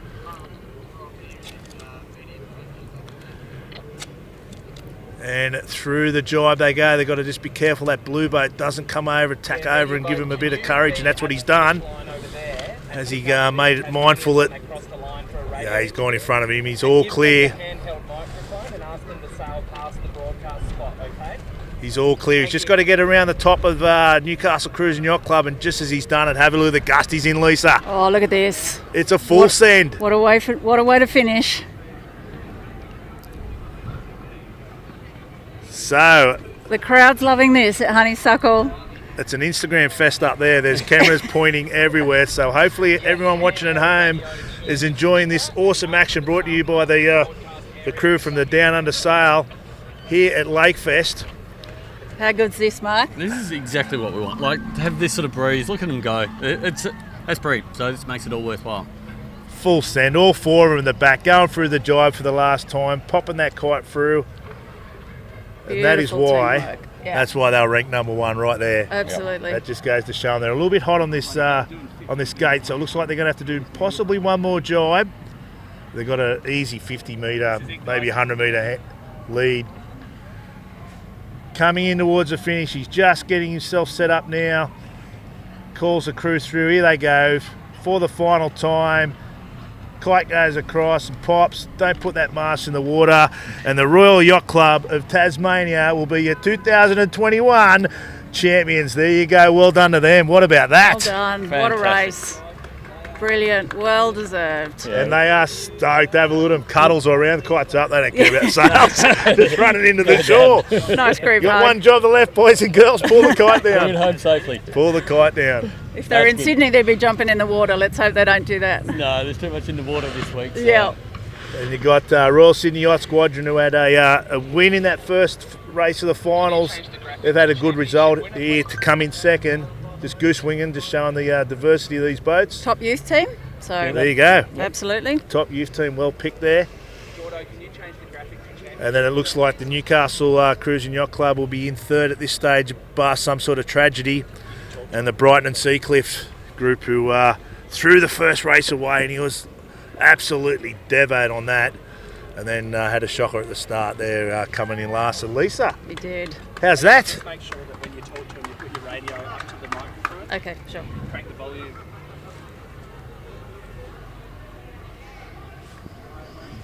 Just waiting for these last lot of competitors. You can see the disappointment in the Brighton crew, just going through the motions. His head's down. He's not happy. No. They give it a good fist here all the last 3 days, and just very disappointing to end the finals in that way. Newcastle Cruise and Yacht Club going over the finish line now for third in the final race. We've just asked the winning boat to come over and do a little sail past the commentary team, and we'll have a chat with Sam. That's super cool. Sam, media, can you hear us? Media, can you repeat that, please? We're after the winning Champions League Club of Royal Yacht Club of Tasmania. Is that you guys? Yes, it is. Wonderful. How does it feel? Oh, this is unreal. We're so stoked. The team is amazing, and we're just proud to be representing such a great club. Fantastic. And it would have been nice to turn around and see you had some space between you and the chasing squatty boat. Just on our way over now. Just saying our thank yous. Tell them to do a flyby. Come and do a flyby over here. On our way. You can. Sam, what would you like to say about your crew? I mean, this is a very stacked crew, and it's just incredible to sail with such a talented group of sailors. What do you think about the first race there? You sort of got bashed up a little bit. The fleet had to stop you from winning that first race. It was all over. So with the squatty coming through and winning the first one, there's still pressure on, but he's had a cracking start, and then that big gust from the left. and it was a one shot to the top gate. It was pretty much just a procession after that, wasn't it? Yeah, that first race through a little bit, put under the pump, made about call it top mark, and there was a chaos ball at the bottom there with the three other boats. just pretty stoked to come away with a good result in the last one. Well done, Niaz, well done. And you got just on screen right in front of us here, we got, hopefully on screen, we got the Newcastle Cruising Yacht Club team of Jeffrey Robertson, Mick Babbage, Hayley Outridge and Claire Cosatanzo coming in just to say thank you to all their competitors. It's a great show of sportsmanship right there, and just goes to show, means a lot to these guys to represent their hometown, so well done to them. And here are our winners. But look at this group. Royal Yacht Club of Tasmania. And that is Sam King, Chloe Fisher, Alice Buchanan and Charlie Zeman. We had Charlie on the desk before, and have a go. Well done, guys. Well done, guys. Brilliant. They're pretty stoked. What a great result. And remember, he said they only are just topped out by one for being in the youth, so it's a pretty young group, and they could stay together, and that could be, man, that team could be anything if they Absolutely. put 4 or 5 years under their belt. Well, they took out the Southern qualifier, and now they've come here and taken out the major trophy, so fantastic result.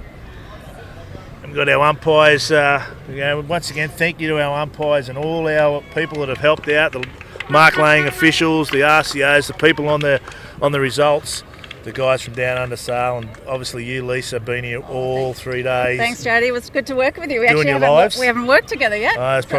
You'll probably refuse to work with me ever again after my stupid funny facts, but I got my counselling session booked in. So normally what happens. Normally what happens. So there you go. That's it. The final is all done. We got our top youth team from the Royal Sydney Yacht Squadron. Jed Cruikshank on the helm.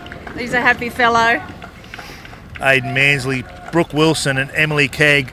They won the first race in the final, so they definitely didn't make it easy for the Tassies. No, they didn't. And once again, if that little group can stay together, Mm. and I think you'll find that's probably what they'll do, because they've got the taste, Mm. and why wouldn't you? I mean, it's pretty cool. It is very cool. It's certainly super cool. So now they're just taking the boats home. They'll pack them up. They'll get them back over here. There'll be a bit of a prize giving. Yes. Maybe a lemonade or two drunk. And, we're back down at the Newcastle Cruising Yacht Club, host club for this event. And we haven't spent a lot of time there, but we know that we've got their support out here in terms of race management, and that's where the trophies will be presented this afternoon. Yeah, beautiful. That is awesome. So, right, format. What do you think? Give us a rundown. What's your week been like? Oh, wow. It's sort of, it's all over quick. But the amount of what you achieve in that short time frame is incredible, and it's just that high adrenaline, fast rotation, rock up and race. There's not much time to even think, And sailing in a venue like this, where you've got so many variables. You've got boats coming and going. We've got logs.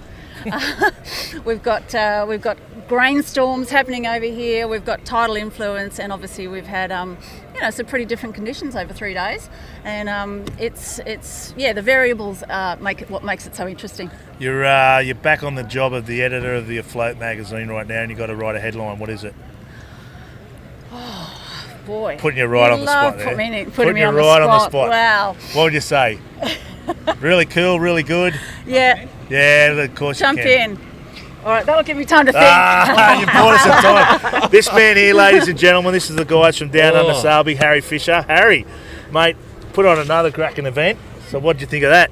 Jodie, Lisa, no, well done to you guys. I'll tell you what, that was some cracking sailing. We're pretty stressed there. You might have heard me in the background screaming into the radio earpiece here, but no, it was full on. Some great racing. That's what Sailing Champions League is all about. The team that wins the last race of the day, or the last race of the regatta, wins the whole lot, and that's what it's all about. The fans can follow it. Certainly keeps us on the edge of our seats, and bring it on. Next year's just going to be awesome. A quick plug to you and your guys, mate. You literally turn up in a van. You got this setup where it's not a big truck, it's not whatever, it's a van. You guys are so mobile, so you can do pretty much any regatta. You you can turn up and you can put this sort of production on, eh? Yeah, I mean, other than the 18-hour non-stop drive from Adelaide to Newcastle, the hardest thing was probably just getting council approval to put the van in the spot here. But nah, honestly, like, council was actually really, really helpful, and that's what I'm saying. It was super easy. It's super portable. Jordo's a weapon on the switcher, and Tilly McKnight, who's here doing the camera as well, Tilly up there, just to be able to pull together a team. Mark Turnbull for putting on such a great event. I mean, you know, this whole concept, and I think from a media point of view, to be able to cover this stuff in this sort of way, in this sort of format, and in this sort of, arena style thing, it's just unreal. I mean, how do you guys find it? Oh, fantastic. And not just the sailing, but the fact that people walking past are asking, what's going on? Tell us about it. So, sailing, you head offshore and you kind of, you're in your own bubble. And here we're part of a much bigger event. It's been a huge weekend in Newcastle. We've got surfing, we've had marathons this morning. So, it's been great to be a part of that atmosphere. I said at the start, mate, it's my two biggest passions are brought together. You got sailing and a pub. So, mate, I think every event. You reckon we're onto something? I think every event should be done right in front of a pub. I can't see any other formula that works. Well, I'll let you guys. You're right, mate. It's great. It's great, and we might have to go in for a frosty one after this. Once we get packed up, Jody, you got to help us pack up, all right, mate? I can unplug. Is that all I do? Unplug this. I'll let you guys wrap up anyway. All right, mate. Congratulations to the Down Under Sail done. guys for putting this on, mate. Well done. Thanks, Eric. All right, so that's it for us. It's been a very long couple of hours, Lisa, and it's unfortunate that we haven't been able to bring a ton of racing, but the racing we have hopefully has been pretty good on the camera. I'd like to thank you for putting up with me for the last few hours, and for your insights, been fantastic. Excellent. And if hopefully we're on again at some stage, and can't wait for the next leg of the Australian Sailing Championships. It's Absolutely. It's league. Oh yeah, don't forget the sponsors. We'll thank all them. I mean, there's heaps of people to thank. Yeah, and then next time, let's hope that we can get our friends from across the ditch, and some of the Pacific and Asian teams to make it a truly sort of South Pacific team. We're only Australian this year because of COVID, but that'll all open up. And for the region, it's brilliant for the region. It brings together men and women in equal crew. It brings together ages. We've got a young fellow here, he's about 14, and right up to kind of guys in their 40s or 50s. Not old at all. So yeah, there's a place for everyone. Yeah, absolutely. And I said it to Mark before, I can only see this growing. So once again, thank you to everybody for being out there to stick with us. It's been a long day, and we've hopefully brought you some awesome racing. Until next time, I'm Jody, this is Lisa, we're the crew from Down Under Sail, and this has been great. See you soon.